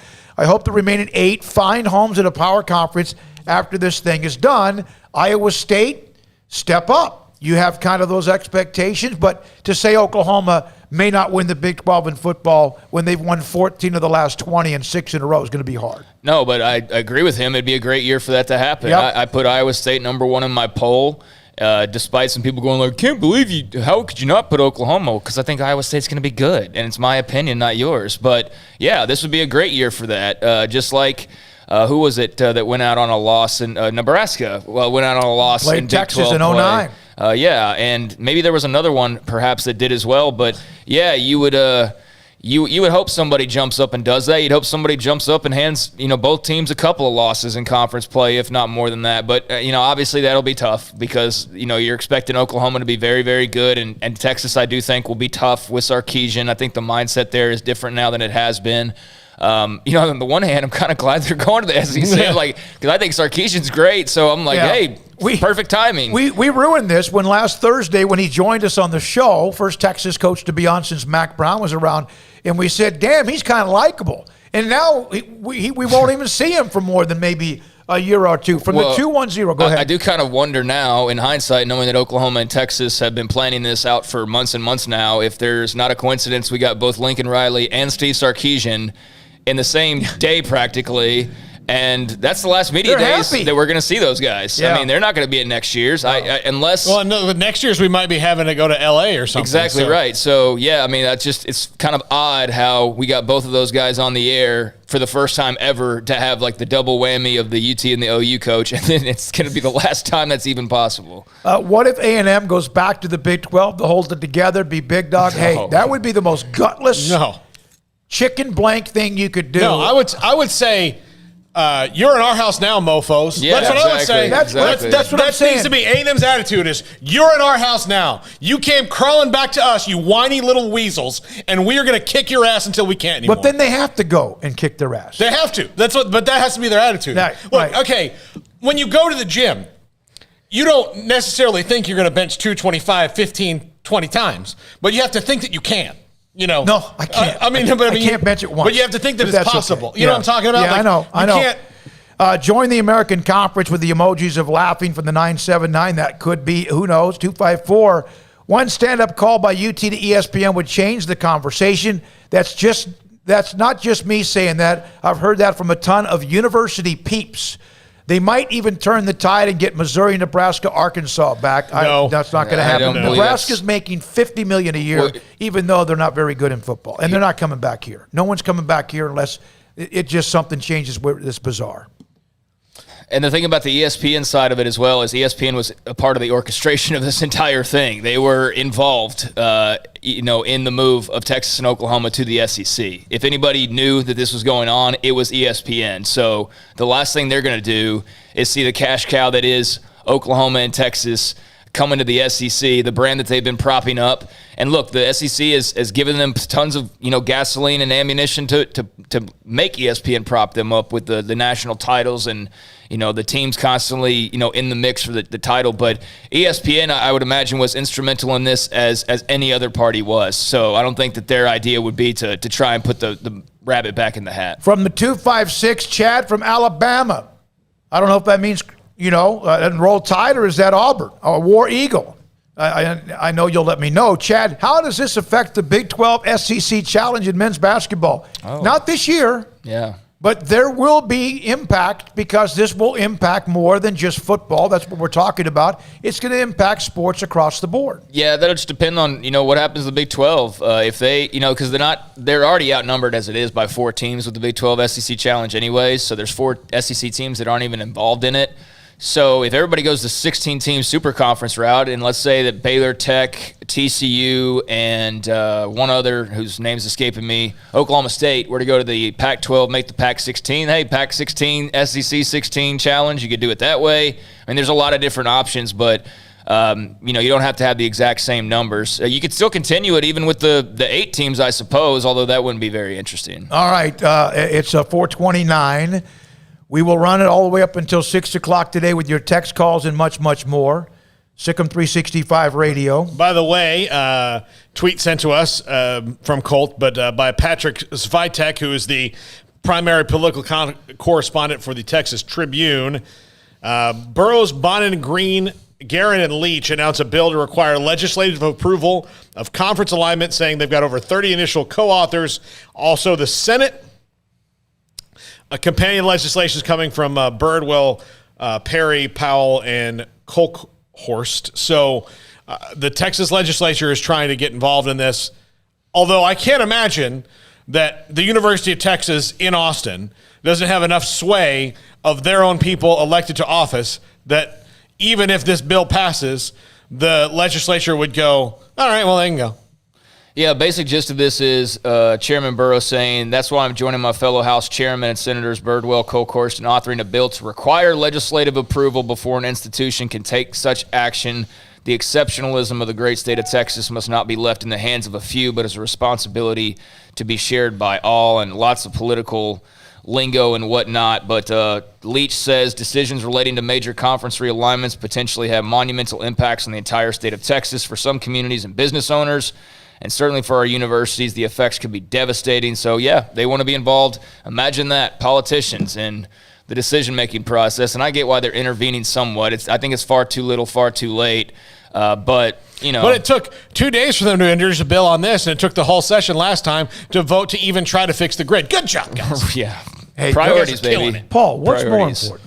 Electricity. Yeah. Yes. 979 merge the remaining 8 teams with another conference. If so, which one? I don't think the one conference is going to eat up and add all 8, but that it's out there. And the 256 goes Roll Tide. Nervous about Alabama playing Baylor in the challenge in basketball this year. I think that'll be a great game. Should be fun. I like the SEC Big 12 challenge. That will be one negative to this all occurring. Will be the likelihood that goes to the wayside. But like we just said a couple questions ago, maybe that becomes the Pac-16 versus the SEC 16 challenge. So there's ways to still make that happen. But yeah, that game should be fun.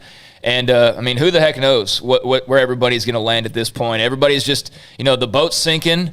It's got Big 12 written across the side of it in big type letters, and you got some Cyclones and some Bears and some Frogs, and they're all in their little lifeboats, and they're just hoping for a boat named the ACC or the boat named the Pac-12 to come along and throw them out a hand to save them. But, yeah, right now there's just a lot of doggy paddling going on. From Andrew Baker, Paul.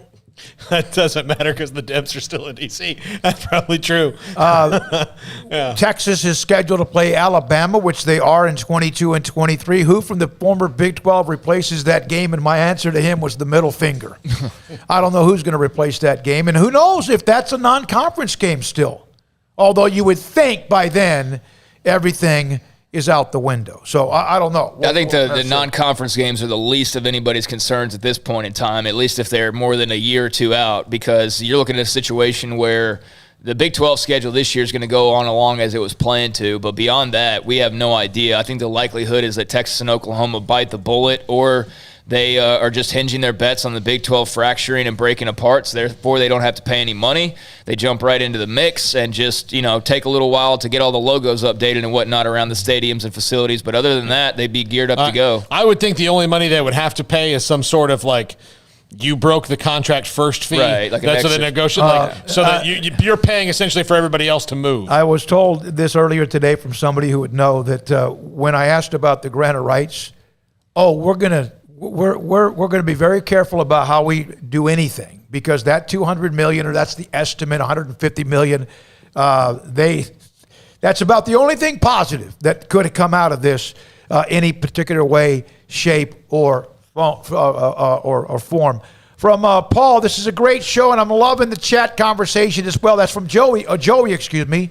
I see way that Texas and Oklahoma left, but the way they did it, no excuse for that. That's from Paul. Yeah, and I don't think that, if there's any Oklahoma or Texas fan out there saying we didn't do anything wrong, I mean, that's BS, and that's BS. But that's fine, though. I mean, you ultimately got what you wanted, so it's nothing wrong in admitting on the way out that, it was a little bit underhanded and dirty the way it happened. And I go back to mainly the fact that you were with all of these people last week, and at any point in time something could have been said. And apparently you've been having these talks for months, and all the while your commissioner, like some bozo, has been up there talking about the strength of the conference. And clearly, based on our conversations with Baylor Athletic Director Mack Rhoades, he's been of the belief this entire time that the Big 12 was finally shored up, that they were finally moving forward, and he was played a fool. So 8 commissioners or athletic directors, 8 school presidents, and the Big 12 commissioner himself were all played for fools. And so they have a right to be upset. But I'll say what I said yesterday as far as Oklahoma and Texas goes. Was it underhanded? Was it backdoor? Was it sneaky, sleazy? Whatever you want to call it. Sure it was, but it's also business, and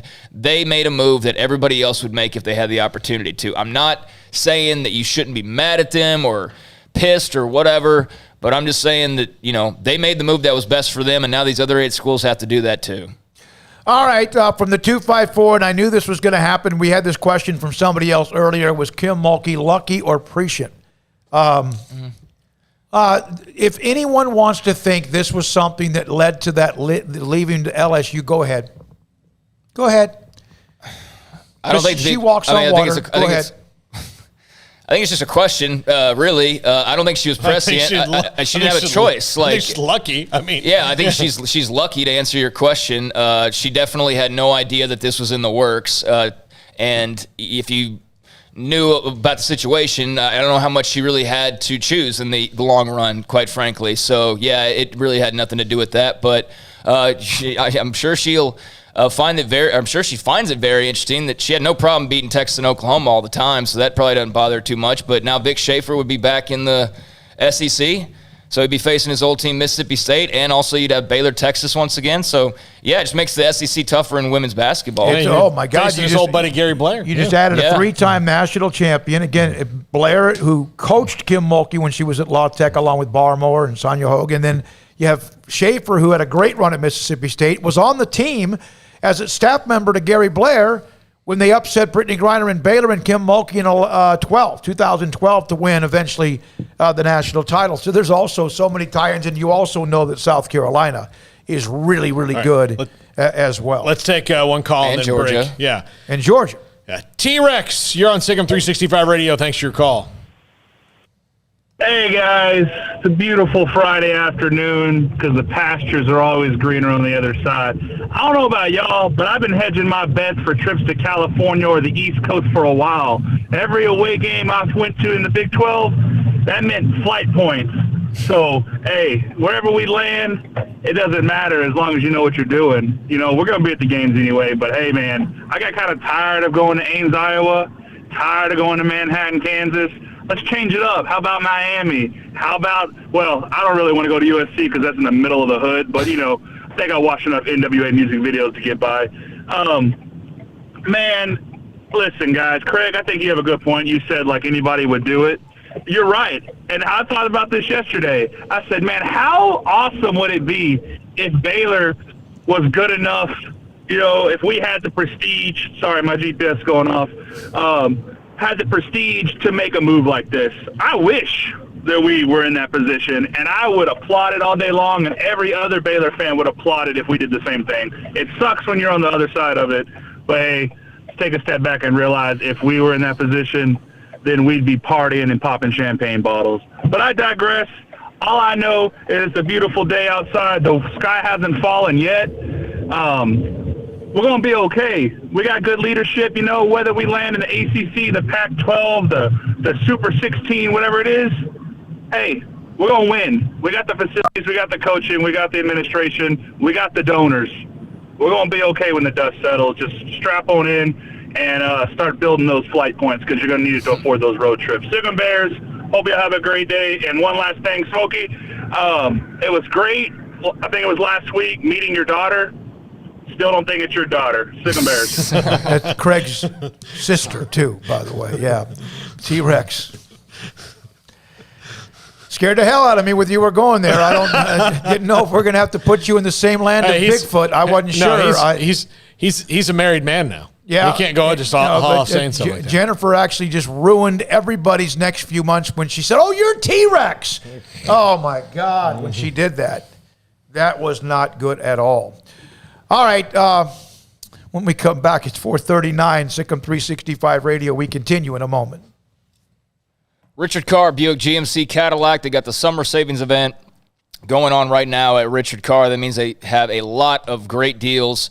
That can be yours. A lot of people are getting back on the roads right now. It's summertime. I know of a few friends, their families have gone to Disney World, have traveled to go see relatives on, another part of the country, go see the in-laws, whatever the case may be. And the last thing you want to do, especially when it's, triple-digit temps outside, the roads are hot, you don't want to be in a car that's a junker, maybe the AC's flaky, whatever the case may be. You just definitely don't want to be driving long ways in a car that you don't feel like you can rely on. So right now, take advantage of these great deals at Richard Carr and get yourself in a new or pre-owned vehicle that can make you feel safe on the roadways, the highways, and byways this summer as you travel. They've got the space, safety, and luxury you could be looking for in the Buick models. Right now, well-qualified buyers get 0% financing for 72 months on most 2021 Buick SUVs. And as I mentioned, they not only have new cars, but also plenty of pre-owned cars and trucks as well. All of them priced and moved during the summer savings event. Multiple car and truck models priced to get you back on the road this summer. And each pre-owned vehicle goes through a 172-point inspection before it even hits the lot. With dozens of lenders, Richard Carr says yes when others say no, and 100% credit approval is always their goal. And Richard Carr is your local hometown dealership. Give them a chance to earn your business with great prices, free oil changes on new cars and trucks, and superior service after the sale. So come by and take a test drive, or, as always, you can give them a phone call, send them an email, and they will bring the test drive to you. It's a summer savings event going on all month at Richard Carr. Boozers is the wedding ring store and more. If you're ready to get engaged or already married and want to upgrade your wife's ring for a special anniversary, Boozers is the place to go. With the largest selection of premier quality diamond engagement rings and wedding rings in Central Texas. They have 7 cases with over 300 styles of rings from top designers like Natalie Kay. Choose from yellow, white, or rose gold, plus beautiful top quality loose diamonds. With an in-house jewelry, they can also custom make anything you want. Bring in a picture or drawing and let Boozers create your one-of-a-kind pendant or ring. They can even use some of your old gold and diamond jewelry to create something new. At Boozers, you'll find a great selection of quality timepieces, and Boozers is the place for expert watch maintenance and repairs, too. They specialize in expert Rolex watch repair for fine jewelry, watches, custom work, and more. Go to Boozers on Valley Mills and Lake Air Drive in Waco. Boozers, the wedding ring store. At Baylor University, students can shine in their own way. Or should we say their own ways? Because there's no limit to the ways Baylor students make the world a brighter place. Whether they're leading a student organization or following a higher calling, getting advice from faculty, or taking part in world-class research, pursuing their dreams, or working toward their dream job, students find their place to shine at Baylor, where lights shine bright.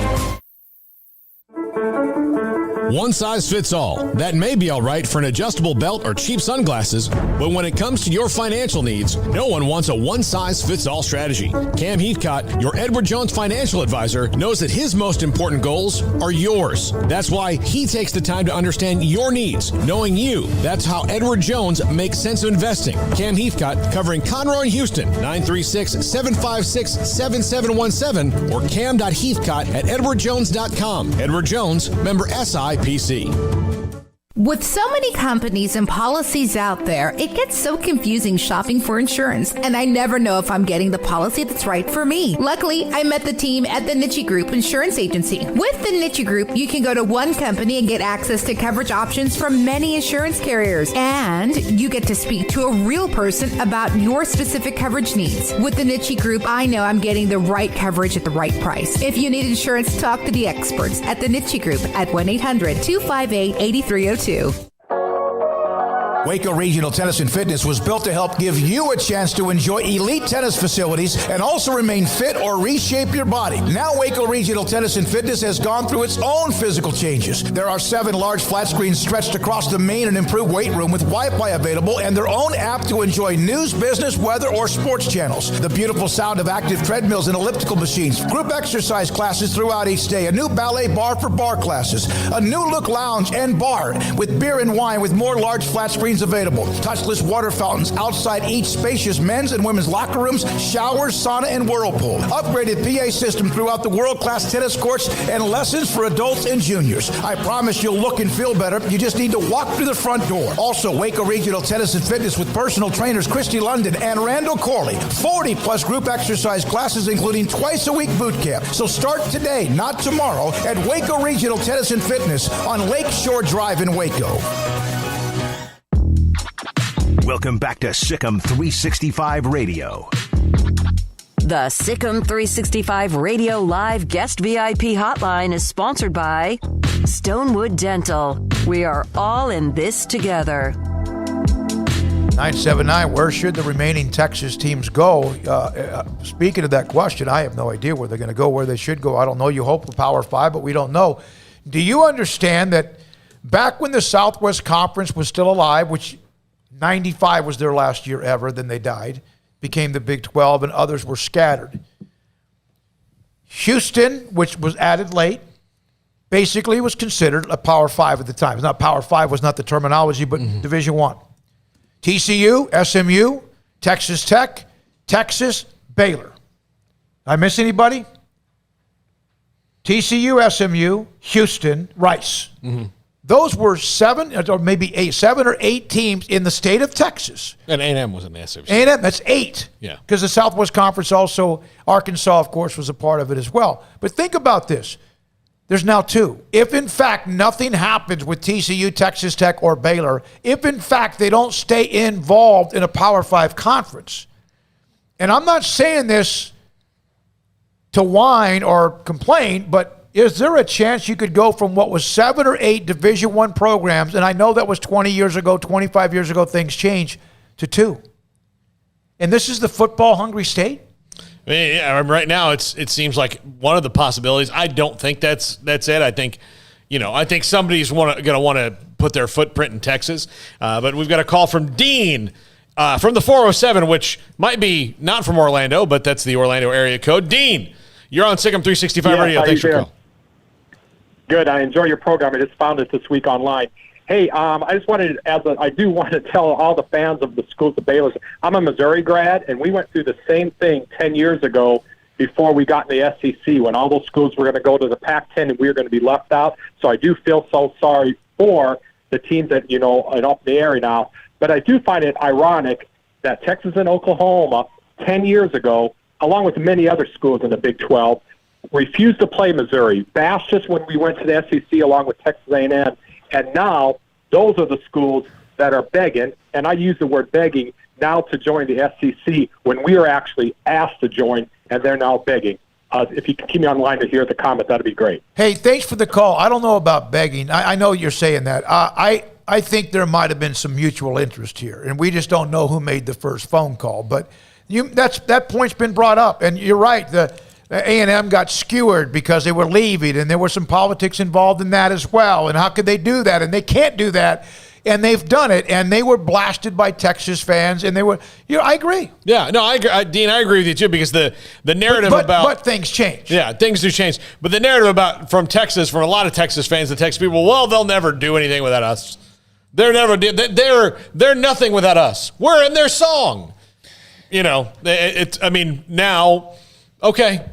Yeah, it looks like you'll never do anything without them. I mean, it's like most of the talk on social media. It's just a lot of talk and nothing really matters, So, like, all that stuff they said back then, it's like whatever. It's just wiped away because, hey, now they're in the group too. And no, but it does make them look a little bit foolish, have maybe a little bit of egg on their face, certainly. But I think that all they're doing is dreaming about dollar signs, and they don't really care if they look a little foolish so long as they get what they ultimately want. And that's why schools like that are always in the position they want to be in, is because they don't care if it's embarrassing or it's hypocritical or whatever. They're going to find a way to put themselves and themselves alone in the best position possible. And it just so happens that OU and Texas worked mano a mano on this. So, yeah, it does look a little funny, but, ultimately I think they do still get the last laugh in many ways because they're going to be right in the game with, the schools that they were, making fun of a few years ago. So, yeah, it's a little bit of both, I think. Yeah. Thank you. Thanks, Dean. Hey, by the way, Dean, you, among many others, are the ones who discovered us this week because of the story.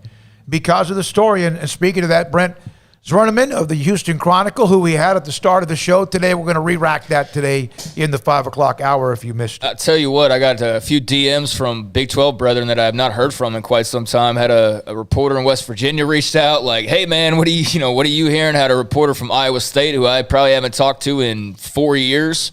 He reached out.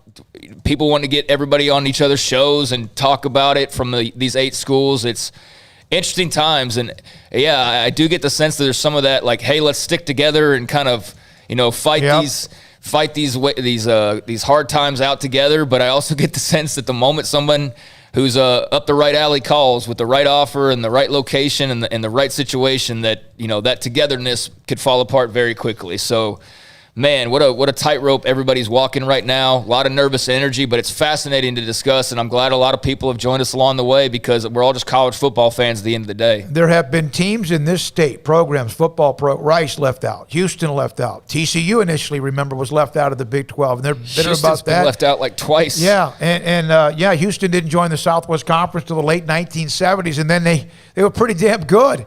But, yeah, Iowa State, Kansas State, even bigger schools like Oklahoma State and Texas Tech, West Virginia. I like West Virginia. I love Huggins. I like Neil Brown. I like the Mountaineers.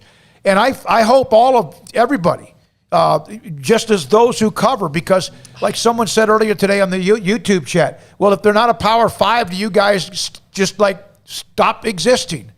No, we don't change what we do. We go all in all the time, no matter what, if they're a part of the AAC or the Sun Belt or whatever. This is not the first time we've had to face this down.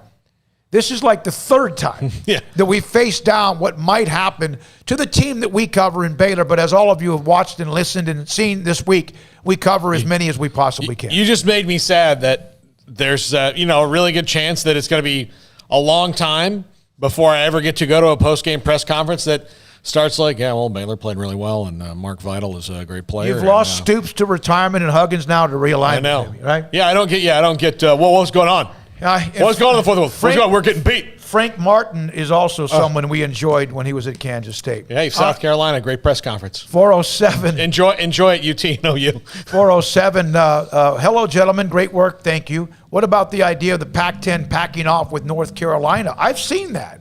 Of course, I've seen 100 different scenarios, but North Carolina, to me, man, that's about as much ACC as you can possibly get. You read that wrong. 10. Big Ten. I was like, what? The Pac-10? Yeah, the Big Ten. The Big Ten packing up with North Carolina. I've seen that from a couple of actually reporters who cover the game.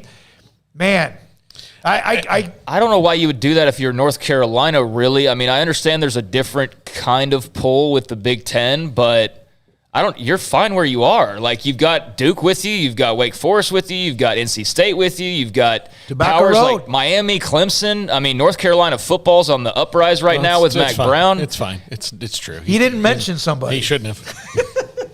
It was having fun. You're right.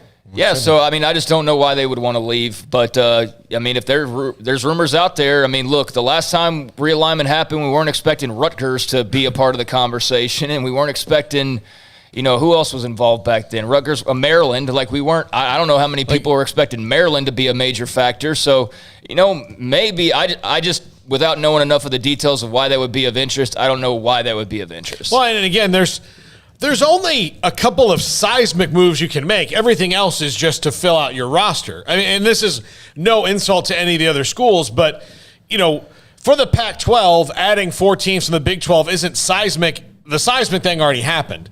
That's the aftershock.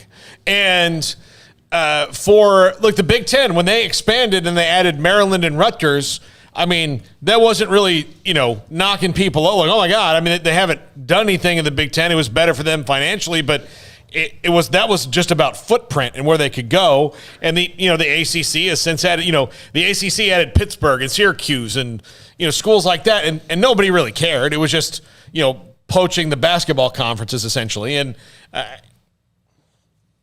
what's changed for that? The big thing happened. Texas and OU going to the SEC.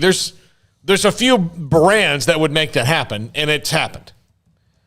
All the brands are secure in a place eventually. How about this question? I think the answer is yes, but do you think the SEC will actually stop at 16? Yes, I do. I don't know who else would be desirable enough regionally to jump in the. I mean, unless look, I won't put anything past the SEC because nobody knew that they were secretly poaching Oklahoma and Texas this entire time. So yeah, maybe that's in the works. I mean, maybe they have dreams of being the mini NFL, which they're kind of already getting close to. I don't know about people out there, but I already see the NFL. I see it on Sundays. I see it on Mondays. I see it on Thursdays. I'm starting to see shades of it on Saturdays, and that really doesn't interest me that much.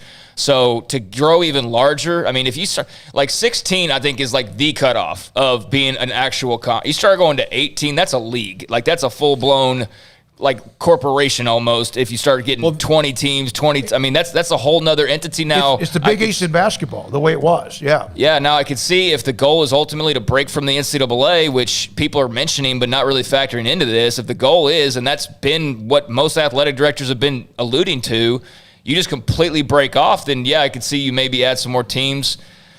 Who that would be, I don't know, unless you're just, like I said, trying to make a mini NFL, but I think that would just kill off the sport entirely. Yeah. I mean, I don't know what appeal that would have outside of, being a fan of those particular schools, and it would certainly diminish, the rest of the college football landscape. But again, we're also talking about programs who clearly don't care about what everybody else is going to have to deal with so long as they get what they want. So, yeah, maybe.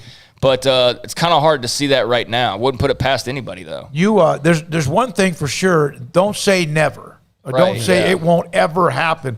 And, Paul, you were not – it's not like breaking news, but you were ahead of the curve a long time ago. We've been hosting a show together since 2010, and I know you regret every second. But you, from the beginning, said no matter how this all works out, this is when the realignment first, Nebraska, Colorado. Then it was A&M and Missouri, among others. 4 16-team conferences to equal 64, which is perfect. That used to be the number for the NCAA men's tournament. That's what you've said for a decade or so. That's, again, not the first one to say it, but you've been committed to that, and that is now, here's the first one. Yeah. Basically, right now, there should be a mad dash to make sure you're not team number 65. Because that's right now, because of Notre Dame, and only because of Notre Dame, there are 65 teams. Now, there's some conference that could go, you know what, 17's fine. We'll figure it out because of Notre Dame. But Notre Dame, and because of their inclusion in the ACC and everything else, makes it impossible for it to be perfectly 16 if you want everybody who's a Power 5 now to remain that. I still always do understand. I know they have a pretty good history.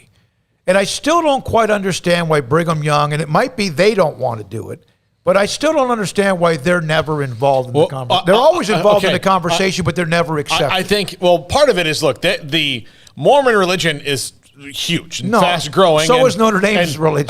Yes, well, Irish Catholics and Mormons have something in common, and it's they don't like to use they don't like to use something that can prevent birth. But they grow rapidly, and the joke about Notre Dame is they've got a recruiter in every town, and the Mormons would like to have that. They kind of would like to have that same thing, but they also envision themselves very similarly in that they can be independent. They have they have BYU TV, so they can put all their sports on it. They have all these other things, and they can, because of the way the Mormon community works, really operate independently of everyone else and feel fine with the amount of money they have, because there's not like, Notre Dame, there's 100 Catholic schools. They're the biggest Catholic school, but there's hundreds of Catholic schools. There's not hundreds of Mormon schools. There's BYU, and there's probably a couple others I don't know about, but BYU is the Mormon school. So they have a built-in economy unto themselves. And I'll tell you, and the Pac-12 makes a lot of sense for them because of where they're located, and their big rival is Utah.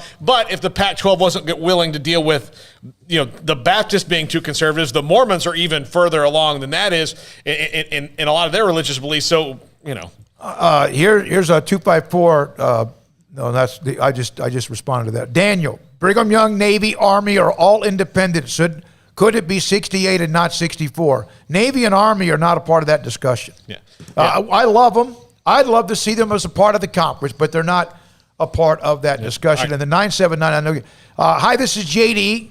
I'm JD, living in College Station, ready to go to work tonight at A&M with a huge smile. All that talk, and now the Aggies are ticked off. Well, I will monitor the police scanner closely tonight because Northgate is going to be lit. JD, right. Thanks for that. Grant appears to be from Minneapolis. He's that's where his number's from. Grant, you're on SicEm365 Radio. Thanks for your call. Yes, go ahead.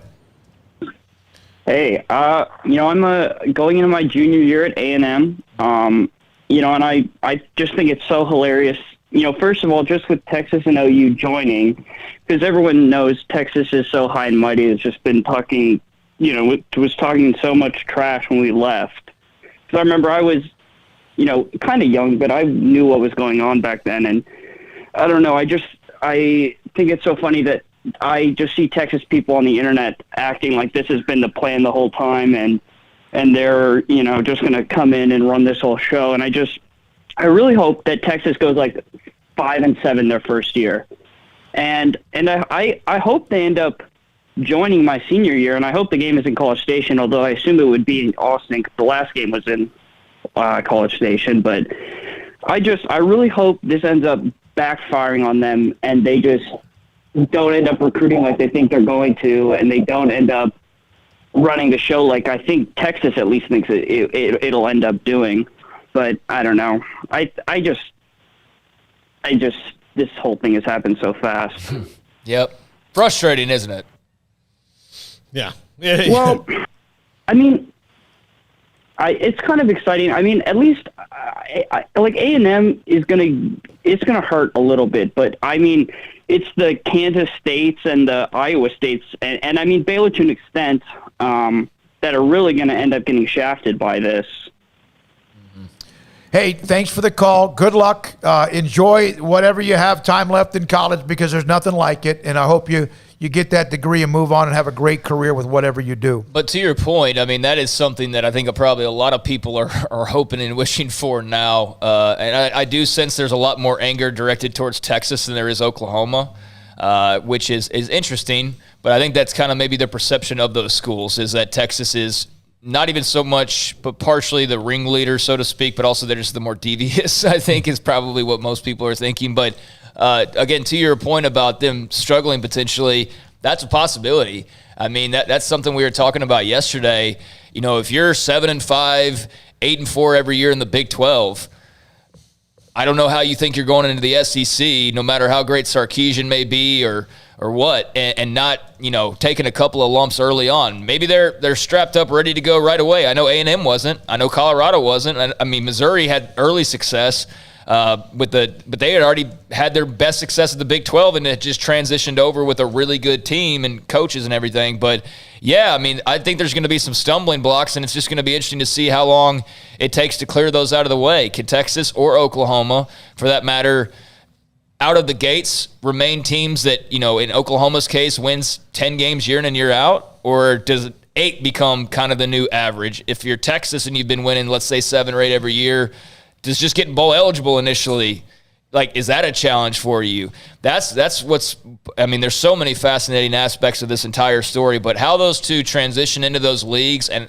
the success they either find or don't early, and then if they don't, how long it takes them to find that, that's going to be really interesting, because Texas fans are like, yeah, we know we might take a few lumps more every year, and I think I've seen Oklahoma fans to a lesser extent, but it's okay because we're going to be making money, and it's okay because we're going to go to College Station, and it's okay because we're going to have the Arkansas rivalry, and it's okay for all these reasons. And you say that, and I get that, and again, that money's not yours, so I don't know why people parade that like that, but we hear that now. 3 years from now, if you're going 6-6 year in and year out, you're fighting to make a bowl game, that money's still great, but are you going to really enjoy that as much as you probably thought? Because winning at the end of the day is all that matters. You know what? Yeah, That's you're right. all that matters. And as a Nebraska fan, lifelong, you're exactly right. No matter how much $50 million a year they get, I'm sick of the losing. I'm sick of someone. Exactly Jacob just. right. Jacob It's good that they can cover their losses. And how much of that $50 million did you get? None. So what do you care? They get some of mine because I'll sit there and get online if I can't. It is about the money. It's about all of that, the prestige. But for a fan. And fans, I see a lot of fans. We make more money. We bring in more revenue. It doesn't go to you, man.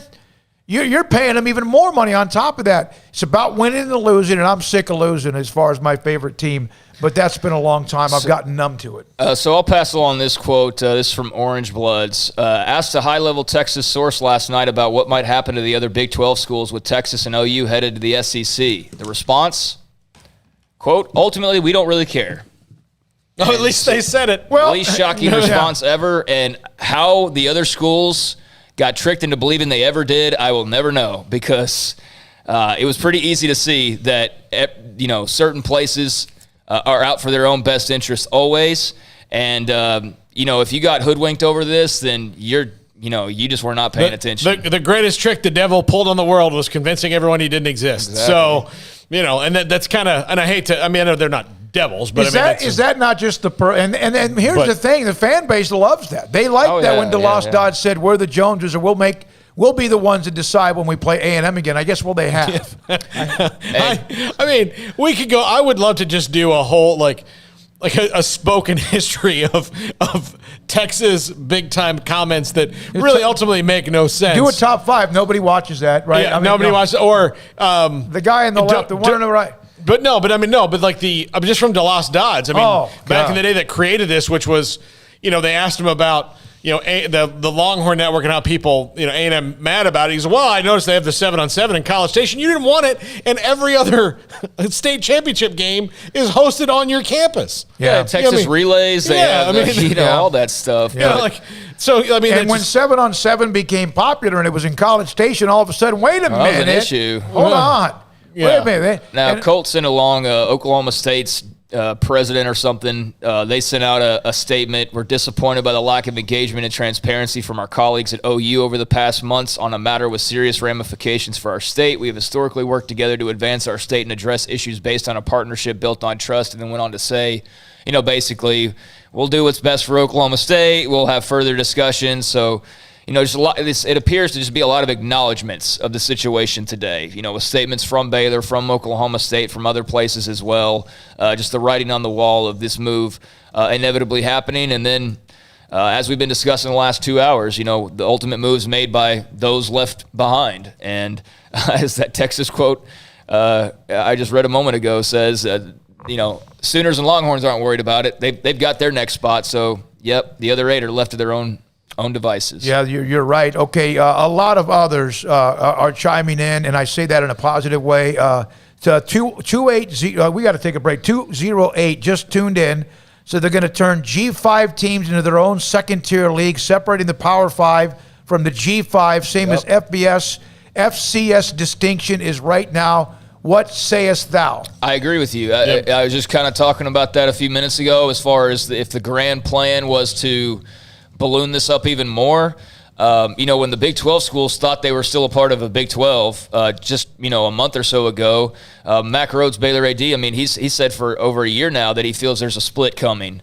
At the time, he thought they were probably going to be involved in that split on the good side of things. Now, that's a little murkier, and you wonder who all is playing. Clearly we know there's backdoor channels and communications going on, so what is going on that we don't know about? Like, if Texas and Oklahoma can talk to the SEC and negotiate a move over the last few months without anyone ever catching any wind of it, what other schools out there potentially attempting to do the same right now? You know what I mean? So, who the heck knows? But, it's wild. A couple of notes on this academia. From the 225 guys I saw were a Pac-12 beat writer.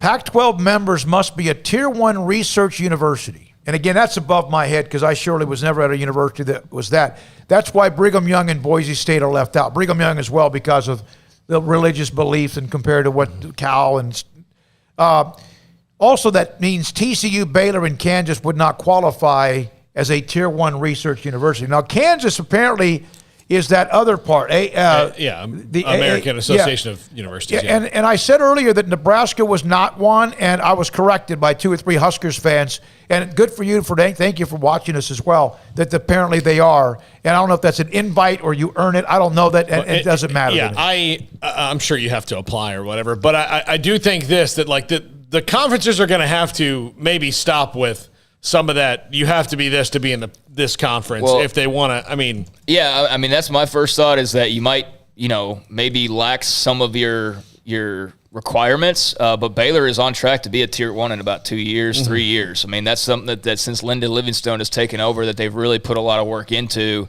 They just sent an update like a week ago on some of the progress that had been made. So, on paper right now, that would mean that they would not be invited the way things are currently to be in the Pac-12, but if you could give them the assurance that if you could get every school 4 years or 5 years to and I believe if you gave them, let's say 5 years, for example, I believe that Baylor would be Tier 1 by that point, I think. And then maybe inspire the other ones to what do we have to do? But they're on their way to that. I do know that for sure. So if you can give that assurance, maybe that works for you. Or maybe, like you said, the Pac-12 has to go, okay, maybe we loosen things just a little bit. This is a unique time, and are we really going to screw ourselves over the opportunity to add 4 teams and become a super conference ourselves because of a Tier 1 designation that is not cemented right this very moment? I don't know.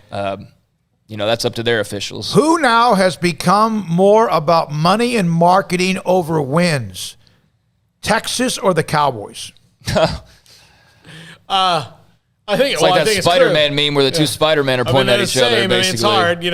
I doubt Chris Del Conte is going to get up in front of people and get emotional like Jerry Jones. So Texas might have the slight nod there, but it's neck and neck. Thanks for a lot of the text phone calls we've had. Also, the chat room is going nuts on YouTube. Emma, Hayden, Marquise, and our good friend Armstrong Sims. Boy, what a week Jack took to take off because he would be lapping this up as well. And we are, as we are every day on SicEm365 Radio.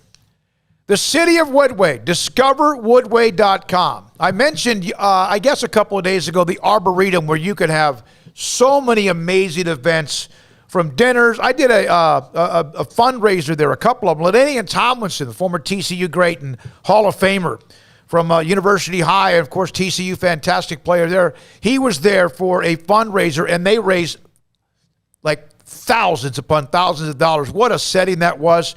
Been there for a wedding, for rehearsals. If you have been, you know how pretty the landscaping is and how beautiful that building can be. Along with the other venues inside Discover Woodway, the Pavilion, the Grandy Garden Terrace, the Whitehall Community Center, the gazebo and event lawn facility as well. And then there's the Family Center, or a sports show, because a lot of young kids, like I did when I was a kid playing Pop Warner football, Little League baseball, whatever it might be, they have flag football during the fall, volleyball for the girls, soccer and basketball in the winter, baseball, dance, gymnastics, and cheer in the spring, and of course in the summer right now, archery, soccer, baseball, football, golf. These are clinics and also much more.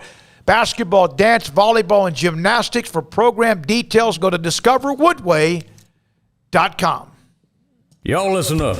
Let me tell you something about group meals from Rudy's Barbecue. It's got all you need for all the folks you gotta feed, smoked meat, sides, and more. There's everything down to the tablecloth, just like the one that you see at the store. At a bridal shower, it's better than flowers. And a long distance meeting, it'll pass the hours. It'll feed all the cousins at a family function. It's better than potluck at a church luncheon. Next time you need to feed 10 or more, call and order a Rudy's group meal. Next in line. Three Nations Brewing Company is a recognized award-winning brewery that has been recognized for being a community leader, a successful business, and most of all for brewing great beer. Three Nations offers the community something fun all throughout the week. Wednesday night bingo, Thursday trivia, New Beer Friday promotes fresh beer from their small batch system and live music every Saturday night. There are regular celebrations such as St. Patrick's Day, Switchyard, Cinco de Mayo, July 4th, new beer launches, dog rescues, annual anniversary events, and Oktoberfest parties. Three Nations is a dog-friendly and family-friendly brewery. Don't miss out on the fun. So come visit Three Nations Brewing Company on East Vandergrift off I-35 in Carrollton.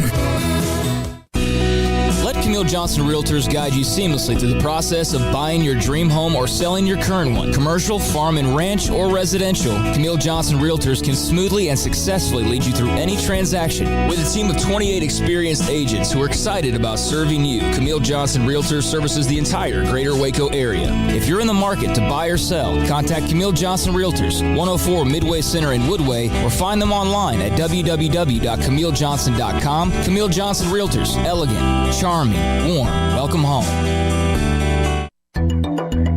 It takes time to reach goals. It's a truth that applies to more than sports. It goes for your financial goals as well. You work hard for your money, and you deserve an investment strategy that lines up with your game plan. And Tom Albers, your Edward Jones financial advisor, can help. If your financial investments aren't putting forth the effort you desire, stop by today for a financial review. Tom Albers, 4301 Lakeshore Drive, 254-776-7605. Edward Jones, member SIPC.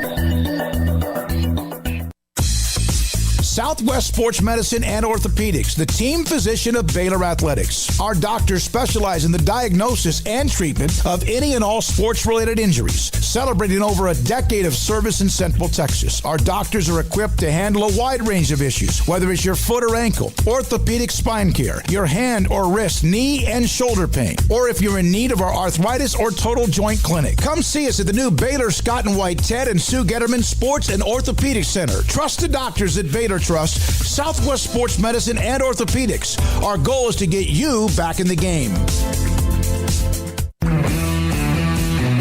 At Marco's Pizza, get craveable pizza made the Italian way with dough made from scratch, an original sauce recipe, 3 fresh signature cheeses, and premium toppings you love. Serve hot and safe. Right now, you can get unlimited medium one-topping pizzas for just $6.99 each. Why stop at just one? Order with your app or at marcos.com for curbside, carryout, or delivery today. Marco's, pizza lovers get it.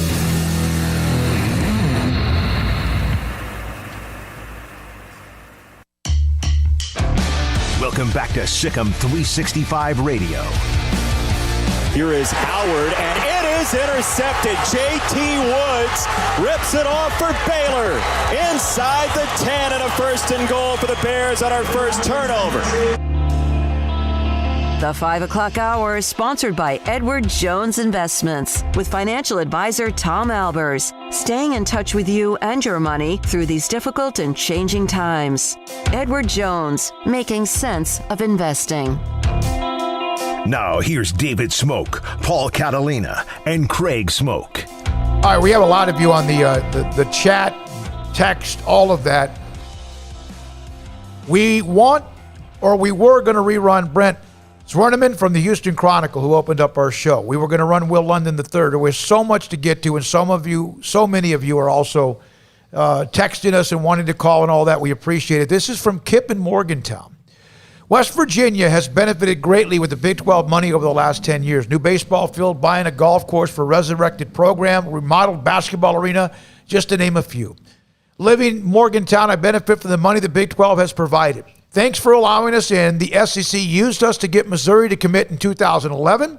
Hopefully the ACC will take us. If not, we will win games in the AAC like we used to do in the Big East. Great text from you, Kip. Good luck to you and the Mountaineers. I have enjoyed with the games, even though it's a long way away with West Virginia. Well, yeah, I've liked West Virginia fans. There's a couple other fan bases I maybe don't see as much eye to eye with, but West Virginia fans seem cool. Shout out to Keenan Cummings, a West Virginia reporter who does a good job out there, and I think I'll probably be talking with him pretty soon, I would imagine, on somebody's show. But, salute to West Virginia. I do think that this is probably the breakup of the marriage with the Big 12 schools in our neck of the woods and West Virginia.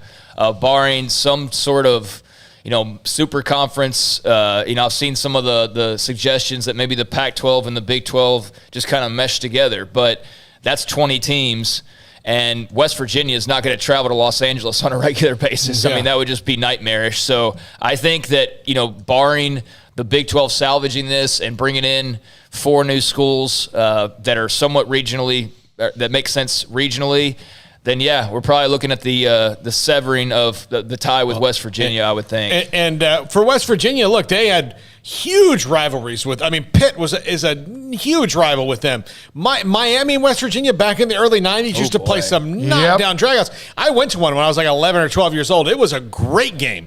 In the old Orange Bowl, it was great, and it was very scary for a 12-year-old. I'll tell you that right now. But I do think that West Virginia going to the ACC makes just a ton of sense. Syracuse, they used to play them in basketball all the time. It makes a lot of sense for them to be back there, and I think that'll be great to watch. And guys, I'm going to give you guys the just a warning on our next caller. We know him very well.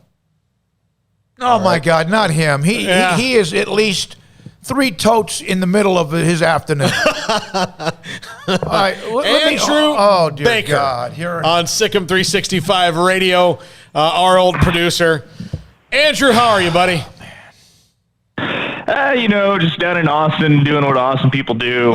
Smokey's not wrong. I'm over here sipping my kombucha, watching beach volleyball.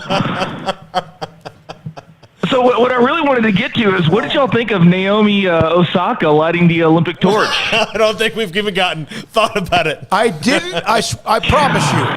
I know it started. I know there have been whatever they were with the opening ceremonies. We're focused, obviously. There's 6 kids from young men and women from Baylor. I didn't even know. I didn't know if it was yesterday, it was today. And I thought you were going to ask about all the I thought he was going to ask about Luka Doncic. Swimsuit issues and all the other things that she's been a part of. No one should be more fired up about an Olympics in Tokyo than you. You can actually pronounce all these names. Yeah, I know I can. And Naomi Osaka is one of them, or Osaka, is one of them. But domo arigato gozaimashita, by the way. Yeah, what was that mountain you got lost on as a kid? It was my brother. Mount Fujiyama, climbed it with my father, and Philip, my younger brother, went the wrong direction in the middle of an incoming typhoon. Yeah. See, I can hear your staff. They're just cracking up hearing you say Japanese words. It's awesome. Hey, Andrew, you need to come visit them and share some stories of the good old days so they know what they're really in for. Oh, man, I still have some of those text messages after 20 that I got from them. I do not want Andrew anywhere near the current staff that we have that are unbelievable young men and women. I would like to meet Andrew. No, you wouldn't. Let's just say that Hitler Open didn't fly well. Yeah. And here's the deal. That was for, and he wasn't even there. That was for me. He did. He ran a Hitler Open on Hitler's birthday. Did you know how that the guy he was 420? I mean, it's funny. The guy that was going to do a lot of the music for the opening ceremonies in Japan. Remember, he got pushed out. Now there was also a story about someone who was a comedian at one point who did Holocaust jokes. Yeah, he's gotten fired too. He got fired. Yeah, he got fired too. Just like you should have been. Yeah. So let me tell you the story. So I'm doing the show by me. It's me and Andrew. It's by the way, my birthday is April 19th. So the birthday present I got from Andrew was he was going to do a producers themed open on Hitler's birthday. And the if you have not seen the musical The Producers, the musical is essentially about 2 play producers who put on a play about Hitler to intentionally lose money, so there's this whole Hitler Open, and not really thinking that maybe some of our Central Texas listeners aren't familiar with the finer strokes of Broadway. And So the whole Open, I had no idea about it. So I have to go, and it's all this Hitler stuff. And then it's like, here's Paul Catalina. Yeah, just right into you. Dead silence. I don't remember what the reaction was for that. Hey, Andrew, I know we got to go. We got others, by the way, believe it or not, more important than you. Well, I wanted to talk football. I wanted to talk real UTOU football. Okay, go ahead. Okay, well, hey, listen, Craig, Jesus, sorry. Craig alluded to it earlier. Literally, Texas A&M and Mizzou had instant success, right? I mean, I think like the first 3 years, Mizzou was in the SEC championship game twice. You know, Texas A&M, Johnny Manziel set the world on fire. I would not be surprised if OU especially did the exact same thing. Like, yeah, has OU been like smoked by Alabama in the playoff? Yeah, but they beat the brakes off Florida last year. It's a bowl game. You can say they were motivated or not, but game planning against Lincoln Riley is scary doing it week to week. Like, you know as well as I do, when all the Garrett getting fired from the Cowboys talk was going on, he was like my favorite choice for an option of that. But Lincoln Riley is borderline genius. And I just don't see how successful LSU, or Mississippi, Arkansas are going to be game planning for him with just 5 days of planning. And then on top of that, you don't think Lincoln Riley and Steve Sarkisian are also looking at Nick Saban, however old he is, and saying, okay, listen, a couple more years, he's going to be retiring soon, then it's wide open. Because no one else in the conference is that scary. Sorry, Kirby Smart's not that scary. It's kind of something to be optimistic if you're an OU or a Texas fan. Craig? What's the question? If you're optimistic about this. He said you have to be optimistic if you're an Oklahoma or Texas fan. I think Oklahoma can come in and compete. I'm not at all worried about them being able to come and compete. I think, they absolutely could cause some damage.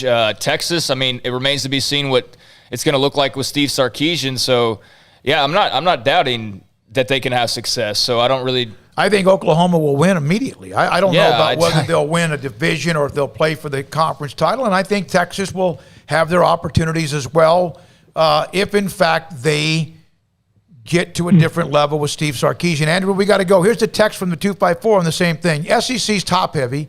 LSU jumping up every now and then to win, but let's be clear, Alabama's been running that league like Oklahoma ran the Big 12.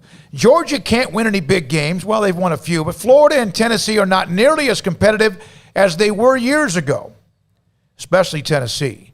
Everyone tries to make the SEC's middle-of-the-road team seem as though they're tough as anyone else's, and that's not a fact. This is from the 254. I say this, and I feel that Texas and Oklahoma will compete well in the SEC, and I am a Baylor fan.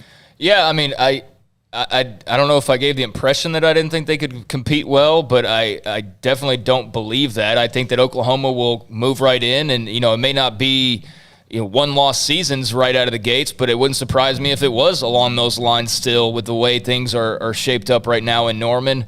Still TBD on Steve Sarkisian in Texas, and I like your forward thinking as far as like what the landscape could look like here in a few years if you don't really respect, or at least if you don't fear the Kirby Smarts and those types, then yeah, like Saban moving out of the way would be a huge deal and even that playing field, but maybe not if they bring in Dabo, because that would be their first phone call, and he is an Alabama alum, so there's always been those rumors about Dabo eventually taking over, although why would he leave Clemson?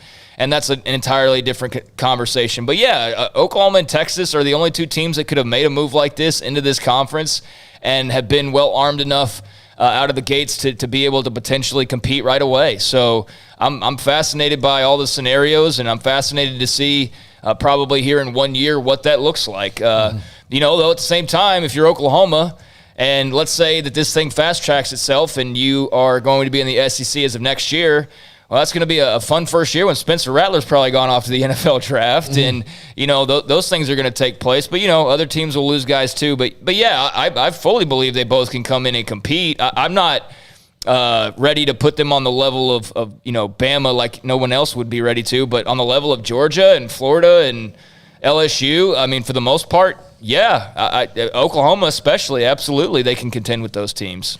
I did too. I think that they'll be fine, and they were fine when the Big 12 formed. Oklahoma wasn't very good when it formed. Texas was trying to be pretty good, won the first championship when they upset what was possibly a national championship program in Nebraska. I think it will be very interesting to see as well. There's so many things that will be, but who fares better in 5 years, Texas or Oklahoma? Who fares better in 10 years? Is Oklahoma still Oklahoma, or does, Lincoln Riley go off to the NFL and all of a sudden they've hired John Blake again? Or, is Steve Sarkisian a giant bust and they struggle and they're having to make that's all stuff that we don't know, and those are all variables that you can't really put anything behind, but they're all possibilities that could happen. So, I mean, it's totally uncharted, complete pitch black territory right now, and we're all looking around for answers, but, man, there's just so many different things that could happen. My feeling on Lincoln Riley has always been, he's going to wind up in the NFL eventually. I mean, because he's such a young guy right now, and that eventually those numbers and like, for example,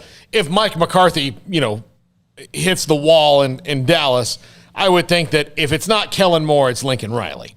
And Jerry might go Lincoln Riley just because Kellen Moore would be doing the same thing he's been doing. It's kind of, it's kind of a Wade, Jason Garrett thing again. Or somebody's just going to say, look, Lincoln Riley, here's the Brinks truck, come on. And maybe he wins a title in the SEC, and that's when the Brinks truck just backs up to him. So I don't know. And I think though that I think Oklahoma will make waves right away because they've got the quarterbacks ready to come in too. Yeah, I mean, even if Rattler leaves, there's still plenty. I know there's like 15 5-star guys backing him up, and there won't be that much of a transition. I'm just saying, the possibilities of, right now, Oklahoma looks great on paper, but what do they look like a year from now when they're entering the SEC? I still think they'll look highly competitive, but maybe it's a team that you think takes a couple more losses than they typically would. I don't know, but it's all. A lot to take in, a lot of things to think about, a lot of different scenarios, and there's still a long time to go before the dust actually settles because the dust just got kicked up 2 to 3 days ago, and there's a lot of it flying around right now. And Oklahoma and Texas seem to be settling down quite nicely, but there's still a lot of other questions that are out there swirling. 915. There are too many Division I colleges in the state of Texas to all get into the Power 5 football conference. It's a huge state. Yeah, it used to be 8. Well, now you're down to what is there? TCU, Texas Tech, Baylor, and then A&M in Texas. There's 5, at least for right now. That's not a lot. I mean, it used to be a lot more. Florida, which is a hugely populated state, and a pretty big state, with Miami, Florida, and Florida State. That's 3. California has UCLA, Southern Cal, Stanford, and Cal, right? Mm-hmm. I don't think 5 is too many. It used to be a lot, and we'll see what happens. There are a lot of other Texas teams on that verge, like Houston, for one, would be a team. SMU, they want to knock on the door as well. And then there's a lot of up-and-coming schools, like a UTSA, for example, that's relatively new still. But, yeah, I mean, it's a crowded field. But, I'm with you. I don't think that those 5 are too many, and I think they've all proven at one time or another that they can play and hang and compete, and even in many cases – like Baylor and men's basketball, win titles. So, I don't think it's too much, but can they all end up together? That might be, that's obviously not going to happen. There's going to be even more of a split than there was before when A&M decked off. So, I don't know. I don't know what to think about where they're all going to end up, but I think they'll probably end up band up together unless there's a requirement like the Pac-12 one, the Tier 1, that prevents that from happening. The 915, I forgot about Stanford. Do you think Cal's a Power 5 in any sport? They're in the conference. It doesn't matter how they perform. You can say that about other schools as well. Some perform better in some of the non-revenue sports. But if you're in the Pac-12, ACC, Big 10, SEC, and whatever's the Big 12 right now, yes, you're a Power 5 school, or Brigham Young and Notre Dame. Back in a moment, SicEm365 Radio. Petty Clinic, lowt.com. If you don't feel right, you're lethargic, your sex drive is down, and you don't sleep well, there could be issues with you. As you get older, your testosterone levels drop, and that's just part of father time. 1 out of every 3 men have symptomatic issues when it comes to low testosterone. I named them. Focus, lethargic, energy, sleeping habits, and sex drive. Dr. Kent Petty can help you out. Go online, pettycliniclot.com. Go in the top left-hand corner. There's an email address and a phone number. Tell them I sent you, Smokey sent you, and tell them that I just want to get checked out. And maybe you haven't been feeling the way you should from 5 years or 10 years ago or even last year. Dr. Petty will get you blood work, get you in a lab, and they'll find out the results. And if your testosterone levels are too low, Dr. Kent Petty will put you in a program so you can become the high-performance man that you want and used to be. From pettycliniclot.com. Make the summer sales event as rocking at Allen Samuels with the 2021 Ram 1500 Quad Cab Lone Star with total values up to $5,250 or 2.9% for 72 months plus $1,000 bonus cash. The 1500 Crew Cab has the top safety rating and is ranked number 1 in full-size pickup trucks. Allen Samuels, 201 West Loop 340. Come by. Let's be friends. See dealer for details. All offers have credit requirements.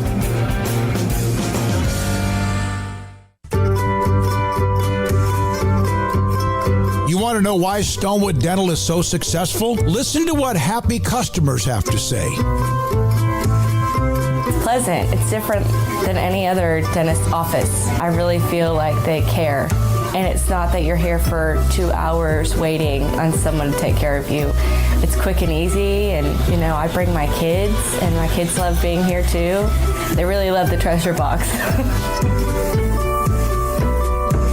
Staff is really nice and accommodating, real friendly. You feel more like home. It's not sterile looking. Everybody has their own personalized rooms with decorations and decor, and they'll even have a blanket for you when it's cold. I've recommended people to actually come here, and they are patients now. I really love it here. It feels like family. Learn more, stonewood-dental.com.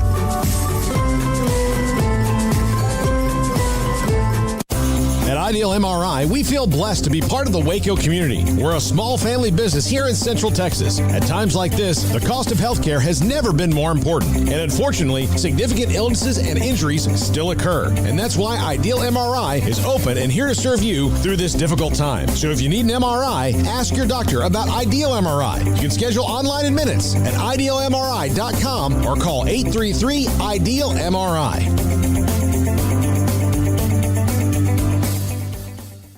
Did you know that 1 out of every 4 men have symptomatic low levels of testosterone and don't even know it? And if you think you're too young to worry about it, guess again. Low T levels can make you feel tired and grumpy, cause weight gain, and wreak havoc on your sexual desire and performance. Petty Clinic Low T can set up same-day blood screening and results, so if you're tired of being tired, I challenge you to man up and Google search Low T Waco or go online, pettycliniclot.com. It's a private clinic with an atmosphere catering to men. Affordable, only $150 a month, includes lab work, office consultation, testosterone injections, follow-up visits compared to $395 a month in Dallas or Austin, and you don't have to fight the traffic. Petty Clinic Low T as board-certified physician consultations will provide the best form of brand-strength testosterone available. Contact Petty Clinic Low T today, just off Highway 84 and Old Hewitt Drive in Woodway. Petty Clinic Low T, helping men become the high-performance men they deserve to be. PettyClinicLowT.com or Google search Low T Waco. With more than 160,000 alumni worldwide and counting, the Baylor family is growing. And through the university's expanded Baylor alumni program, the family is growing closer. With hundreds of local volunteers planning events in cities and towns around the country, you can gather with fellow Bears no matter where you are. So, get connected, get something started, get involved, and make plans to get together with Baylor alumni. Visit us at baylor.edu/alumni. Don Humidor, your home with a 48-foot walk-in humidor with the elite cigar brands from around the world, including the #1 cigar of the year, Aging Room Cuatro Nicaragua. Plus, they have the great brands like Macanudo and Artur Fuente, Rocky Patel, Aston, and so much more. CBD, great for sore muscles, aches and pains, sleep, Vita Dreams, and anxiety, mild depression, general health and wellness. Their staff very knowledgeable on the subject. If anyone is curious about CBD, ask Carol and Ashley. Don Humidor in the Townwood Shopping Center off Valley Mills in Waco. Welcome back to SicEm365 Radio. The Sic'em365 Radio app is sponsored by Alan Samuels Dodge Chrysler Jeep Ram Fiat in Waco. Your friend in the car business at Loop 340 and east of 84. Come by. Let's be friends. All right, here we go, 5:36. The entire Big 12 isn't leaving. That's not enough landing spots. That possibly could be the case. And we just discussed this in the break. And it's an interesting discussion. Is Texas and Oklahoma, there's the grant of rights, whatever they have to pay. Maybe the SEC helps. I don't know. But if, in fact, they now are gone, which it appears that's obviously the case, and then all of a sudden one or two others bolt and the conference falls apart, and then how much do you have to pay? Because then all of a sudden the conference is really kind of just evaporated. And don't you think they would love to see that happen? Yeah, they and would. Probably planning it happening as well. No, I mean that's what they had to plan on. That way, they don't have to even get in the weeds of the legality of it. I mean, you just have to be like, well, the conference is breaking up. You guys are out. Like, we just have to call it even. Keith Lickwar on the chat. Don't be Roy Williams. Wear your glasses or not. I can't see anything if I don't have my glasses on. And then I want to look out to this great staff we have, and I can see them just fine. Oh. Yeah. So it's great to have new listeners and viewers, though. We love you. Thank you very much. But, okay, let me put them back on. All right, 254-339-1122 from Jackson. He was talking about the other sports and how it affects you. I just did this again. Other sports. Right now, quite frankly, I don't know. Baylor's men's basketball team is going to be elite. The women's basketball team has a lot of people back. They lost some, sure. Yeah, I know the Kim Mulkey factor as well. I don't think anyone else. I'm sure they are. Wherever you are, you don't think that they're not thinking about their program and where they fit in and what they've told the recruits? Sure they are. Or commitments and signees? Sure, absolutely. Yeah. I think Bill Self, by the way, has COVID. He was on the road and has to go home isolated because he has COVID. KU coach. Minor symptoms, fully vaccinated. So, but he did test positive for COVID. So I want people to kind of understand this, that like the other sports don't drive this at all, even men's basketball. Men's basketball is the bonus in all this. It makes money, but the decisions are all made because of football.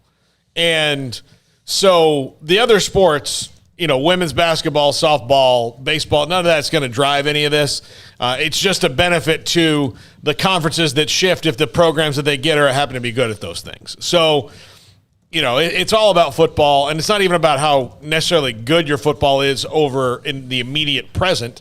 It's about the brand, and that's and the amount of money you can bring to it, and that's why Texas and Oklahoma are there, and everybody wanting the SEC to go, you know what, we would like Baylor and TCU. That'd be nice to have. Like, well, if they wanted them, this wouldn't have happened. Yeah, they would, everybody would be going together, and it's not how it's going to be. So. Jeremy, Kentucky fan living in Arkansas. I've been waiting years for this to happen. Always like watching Arkansas, Texas, and Arkansas versus Oklahoma. One of the Arkansas-Oklahoma games that I remember was when Arkansas played OU, and Arkansas had a bunch of players either suspended or hurt. I forgot when it was. I don't know if it was Ike Forte, and Arkansas drilled a good, or wasn't great because they lost, but a really good Oklahoma team in the Orange Bowl, like 31-6. That's for me. I can remember that. I can't tell you who was in the Orange Bowl last year. Well, and I wonder how this does affect Arkansas. Of course, it's all about leadership. I mean, that's why I had a back and forth with TJ about how, people go to a place because of the coach. It's not really because of the locale. All college towns are essentially the same. But it's all about leadership and academic department and all those things. And Arkansas, since the move to the SEC, it's not been consistently great for them wins on the field in football. Now, they've won in other sports. But as far as that goes, I wonder if this maybe helps them a little bit, that they have, the Texas rivalry back in addition with A&M and Oklahoma, it's close, and LSU. So it's, 4 teams you're going to play that or 3 teams that are going to play that are, I guess, that are close, or you haven't played that'll be good. So I don't know. I mean, maybe it does. I'm kind of baffled by the fact that Arkansas's move to the SEC completely took them out of the state of Texas for a long, long time as far as recruiting goes. And they've never really rebounded from that. They've never figured out a new path. Yeah, they've just kind of been stuck in the middle. They really have. They really, really have. They go through a lot of coaching changes as well, which, hey. But it's about, I'll just tell you, it's about leadership. Athletic director and coach are the most important things. And the president helps if they're a sports fan. But athletic director and coach, if you look around the country and see the ones that are consistently good, the athletic director and the head football coach and usually the head men's basketball coach are all on the same page. That list keeps getting larger. Yeah, but athletic director and head coach. Yeah, that's what it is. I agree. All right, I agree. No matter where you are, whatever your budget might be, and whatever conference you're in. All right, we got to make up a break.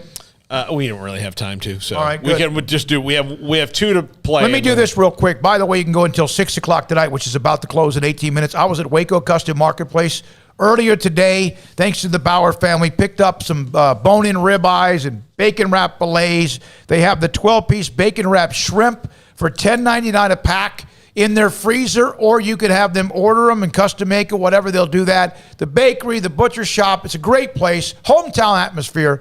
Waco Custom Marketplace, 425 Lake Air Drive in Waco. Call? No, we have no calls. Okay. I think we're actually caught up on all these texts too. So, well, that's hard to do. Cleveland Indians, this is out of nowhere, random, are now going to be called the Guardians.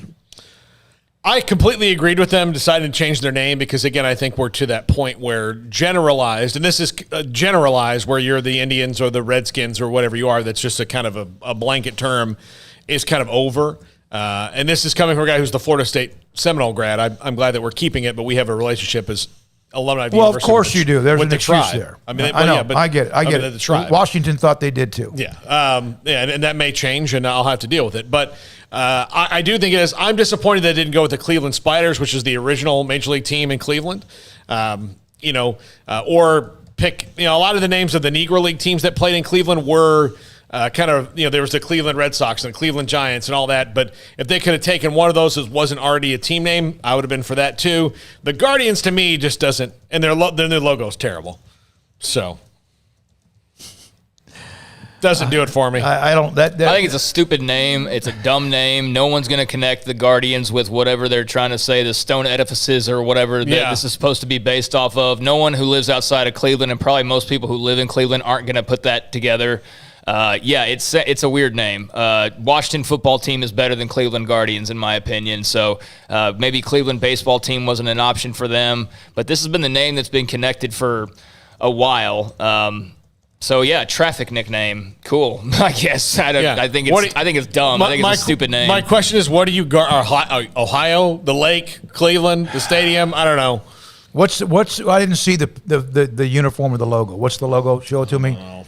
For some reason, only because I thought of isn't there like a movie, The Guardians of the Galaxy or something? Yes. It's what they got. Okay, they got that looks really cheesy. It looks that looks like a minor league ballpark. Yeah, that looks kind of reminds you of the old Angels logo, right? Yeah, that looks like an old a comic book. And maybe it'll that's be what popular. they're doing. I mean, maybe they get Chris Pratt to throw out the first pitch. Who is on more life support? The future of the NCAA or the Big 12? I think they're both in the same hospital. I don't know. The NCAA is going to change. It has to change. By the way, there's the logo, the new logos. Yeah, maybe I can get used to that. I don't know. Which one are we talking about now? Baseball or the Big 12? The question I asked. Okay, so the Big 12 then. Yeah, the Big 12 or the NCAA. I got a comment about the baseball thing real quick, unless we've moved on from that. But one of the quotes was, "We think Guardians is unique and authentic to Cleveland. It's less about the guardians of traffic and more about what the Guardians represent and that idea of protection. For us in our research, Cleveland folks are very protective of one another. They're protective of our city. They're protective of the land and everything about it. That's one key component. The resiliency of people here in Cleveland and Northeast Ohio and the loyalty." All right. It's a stupid name. It's a stupid reason to explain why that's a cool name for your team. That's a dumb name. I don't know. I agree. I'll tell you, I hate the airport there. All right, Craig. Never been there, so I don't have anything to add to that. I'll just tell you. Who is more on life support, the Big 12 or the NCAA's future? Well, the Big 12, clearly. I mean, they're the ones actively bleeding out right in front of us at the moment. They took 2 big stab wounds 2 days ago, and they put some napkins on it for the time being to slow down the bleeding. But, they're going to have to figure out if they want to move forward with this conference the way that it is, which we've been discussing ad nauseum, or completely split apart. I'm kind of leaning towards that being the most likely scenario, just because geographically there's not a lot of scenarios that are situations that make sense for everyone that's involved in this. So, yeah, I'd say it's the Big 12. Your 2 cash cows are gone. They're not coming back, and there's no one out there to replace them with that's even similar in stature, history, tradition, or finances. So, yeah, I'd go with them, but I don't think the NCAA is too far behind. I think this is just the next big step, this whole Texas-Oklahoma situation and the super conference being formed. I mean, the super conference has been talked about for years and years. This has been talked about for a long time. The SEC was just smart enough and sly enough to do it before everybody else did and to get the best possible deal that they could. So I would say Big 12 for right now, but I don't think the NCAA is far behind by any stretch. All right, from the 208, should the Irish and the Celtics change their name and making a mascot off of national ethnic origin?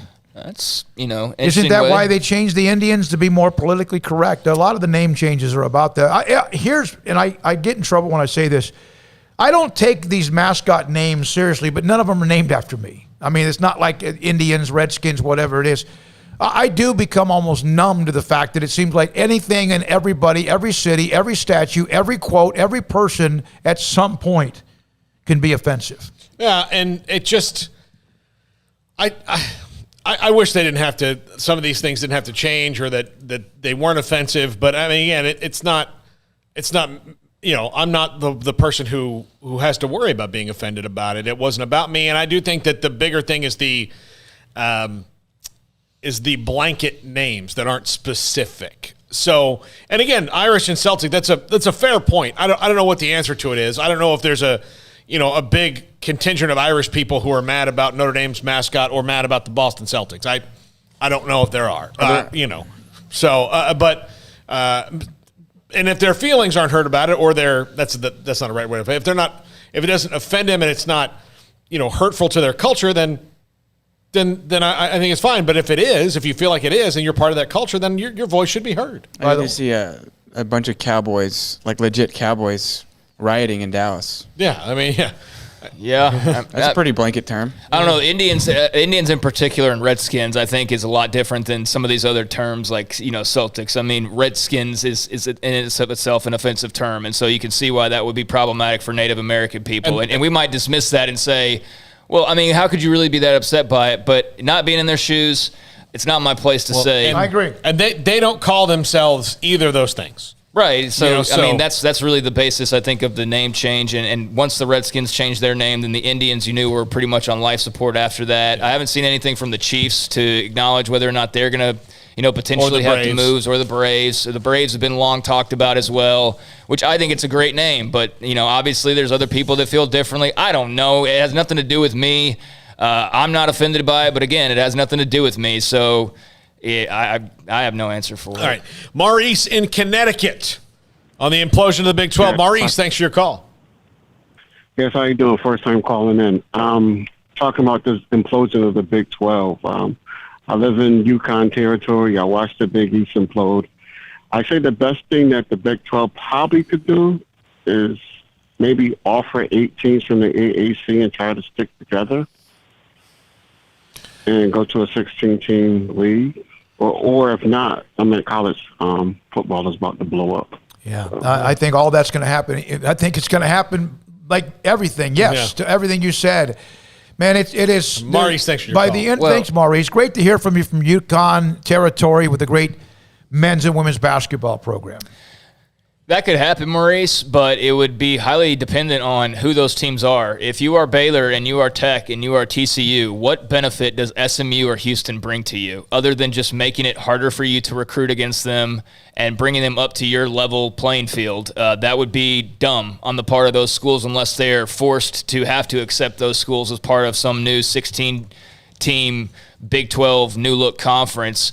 Maybe instead they go the UCFs, the Cincinnatis, maybe they convince BYU. Maybe, that would be the best case scenario. But even then, is BYU, Cincinnati, UCF, as big as some of those schools might be? Because I know I always hear about it's got 50,000, current students at UCF or whatever it is.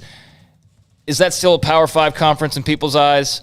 I don't know. I don't know. I don't know if they would still be considered that just because there's not the big dog, the Oklahoma or the Texas or someone along those lines. But, yeah, I think they're exploring every option. I don't think anything's probably off the table at this point. And if they are, in fact, going to move towards trying to keep the Big 12 together, then, yeah, they're going to have to add a bunch of teams. But I think it's going to be made more difficult by the fact that, yes, you're looking at SMU and Houston as just being a negative addition for a school like Baylor or TCU or Texas Tech, if anything.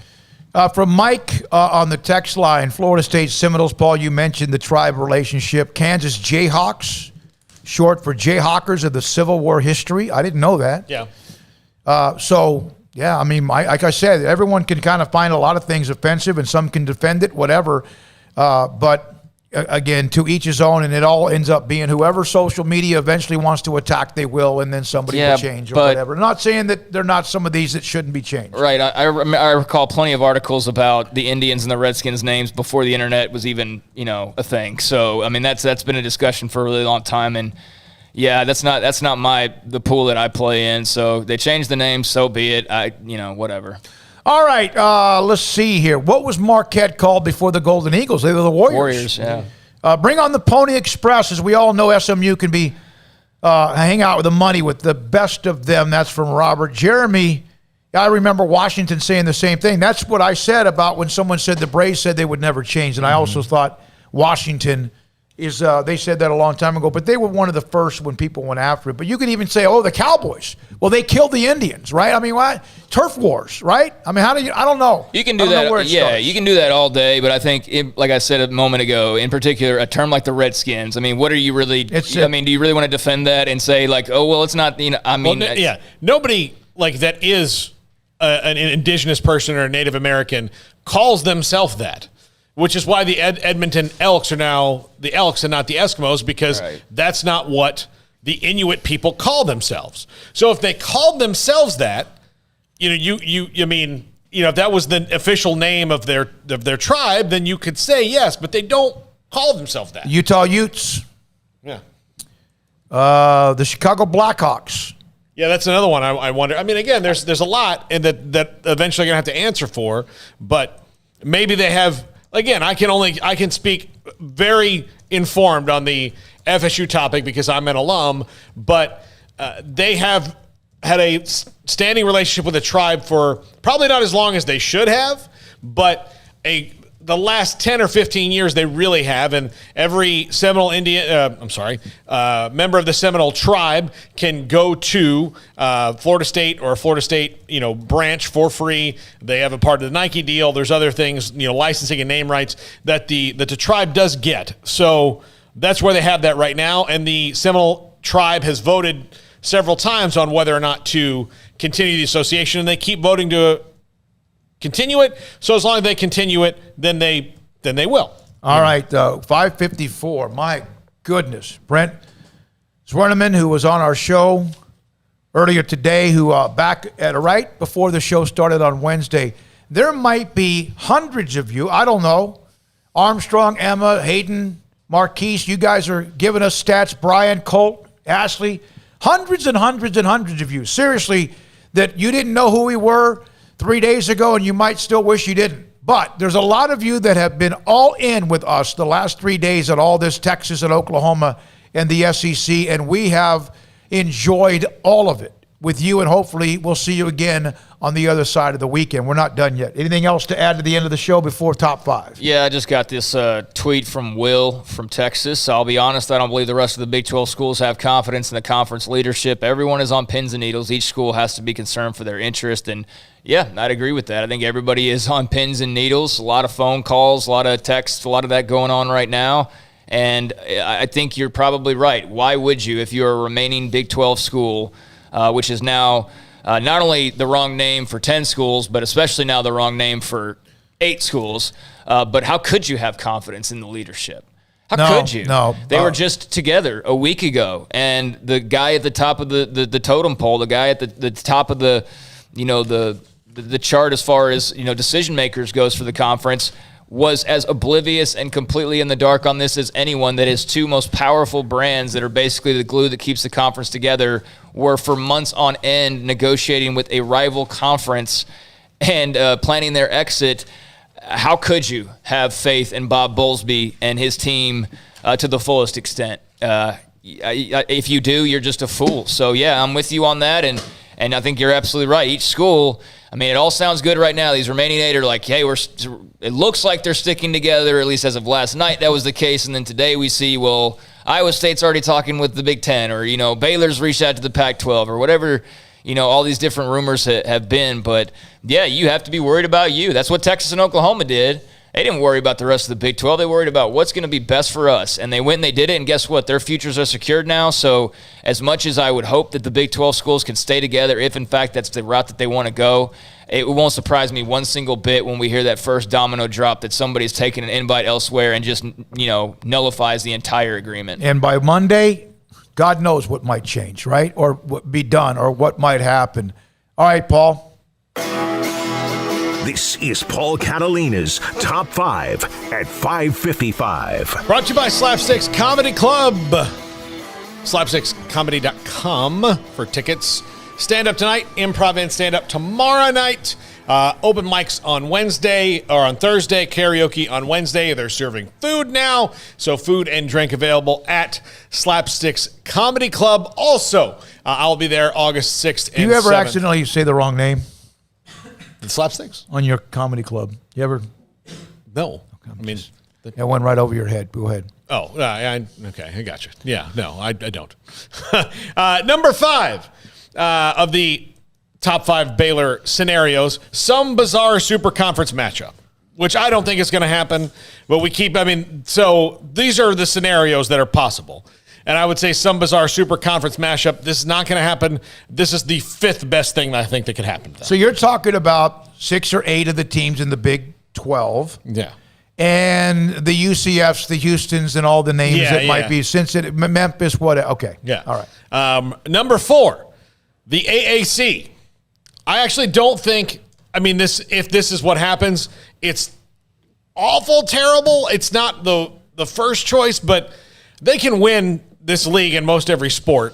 So that would be the benefit to it. The part would be the recruiting advantage drops significantly. I wouldn't want this. If just being honest, if I'm a Baylor fan, I do not want to be non-Power 5. I think if you're an Iowa State fan, a TCU fan, any of these schools that are kind of in purgatory right now, that's a drop down. You might be able to dominate it. You might be able to kick ass and take names on a yearly basis, but ultimately it's still the AAC. Yeah. And for any AAC guy who wants to jump on I'm not dismissing them or anything like that. I know the AAC president had some words to say yesterday, kind of laughing at the Big 12 situation, but reality is what it is. It's a non-Power 5, so that would be a drop down. So, yeah, I think that's certainly a route that could be taken, but it's not the one you'd want to take. No. Number 3, I think Kansas is probably going to wind up in the Big Ten. That's my thought. I think Iowa State's probably going to wind up in the Big Ten. But if, say, the Big Ten is less than enthused about Iowa State, go with them to the Big Ten.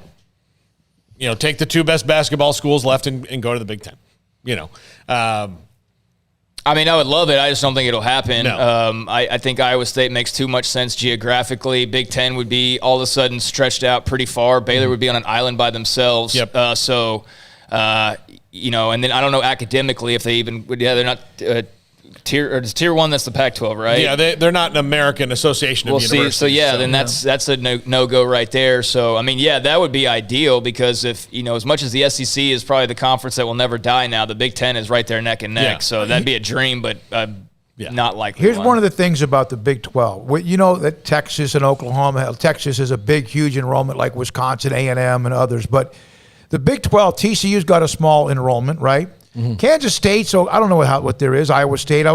But the Big Ten, you're talking about, aren't most of those schools, not all, but aren't most of them like 25, 30,000 and more in Wisconsin? And those are some big boy schools. Yeah, they're huge. Doesn't mean you aren't competing against them now, but that might be something that would be interesting to see, the wear and tear of the size of who you're playing, even though a lot of times that doesn't matter because Miami dominated with the small private schools, Southern Cal, others as well. Number 2, hope that Notre Dame still wants to be a football independent and join the ACC. I don't think this is going to happen. I really don't. But I do think that even though this would be a stretch, this is kind of like the reverse of West Virginia going west all the time. This would be Baylor going east. But I think they kind of do fit the vibe of the ACC. No, they do. I think they do, and I've seen that. And I don't know if there's any interest whatsoever. Wake Forest is in there. You know? I mean, I think if I could pick the ideal destination, it would probably be the ACC. Mm-hmm. I don't know that there's any chance of that happening. However, they don't have a Texas imprint in any way, so maybe that would be of interest. Yeah. I don't know. I don't know if they want the ACC would essentially have to lose a team. To me, because that's the thing. Their whole thing is getting Notre Dame as a full member. The conference commissioner said as much earlier this weekend at Media Days, is they want Notre Dame to be a full member of that league. That's what they want. And so I mean, that would appear to be a long shot at this point in time. But that would probably be the scenario I would pick if I just had the free reign on a choice. It'd probably be that one. Be pretty good places to travel. Yeah, if there was some sort of like ping pong ball lottery where they got to move to the front of the line and pick, that's what I would pick. That will be one day when all the dust clears and where they end up might be a good question for Mac Rose. Some Baylor Duke basketball going. Baylor, North Carolina. Yeah. Number 1. The Pac-12 with 3 other teams, whether that's Texas Tech, Oklahoma State, and TCU, or Texas Tech, Oklahoma State, and Kansas State. I don't know. I mean, the Pac-12's interest in these schools, they do have that Tier 1 research problem. I mean, they have that. So I think the Pac-12 needs to kind of maybe bend that rule a little bit, inspire their new brethren to get to that level, and Baylor's on the way. But, that's the thing. One of the, if 64 is the number, there's a 65th team here that's going to get left out because of Notre Dame somewhere. And the mad dash should be right now to be number 64 or better. That should be your goal right now, to be number 64 No matter where. No matter where, your goal should be number 64 or better, because somebody's being number 65, and the AAC is going to say, hey, free chips and salsa every Wednesday, and you can come here. That's what's going to happen. So and that's where that one when of those you teams look at the number and where Baylor is as far as their strength of athletic program, I know we got to go, but you are among the 64, but that doesn't work that way. It's kind of like the pieces in the puzzle. Okay, Marquise, thank you, buddy, behind the camera most of the day. Hayden with what he does and all the ways he gets us out there on social media. Emma, great to see you as well with what she does with the audio. Armstrong runs the mothership, is our genius. For Paul Catalina, for Craig Smoak, and as I said, for those of you who have been here and been around since we started and launched this in April of 2020, thank you. For those who maybe got to know us the last 2 or 3 days, man, it's been great to have you as a part of what we do, and we do this every weekday, 3 to 6. David Smoak, good night, have a great weekend. Sic'em365 Radio. Subscribe.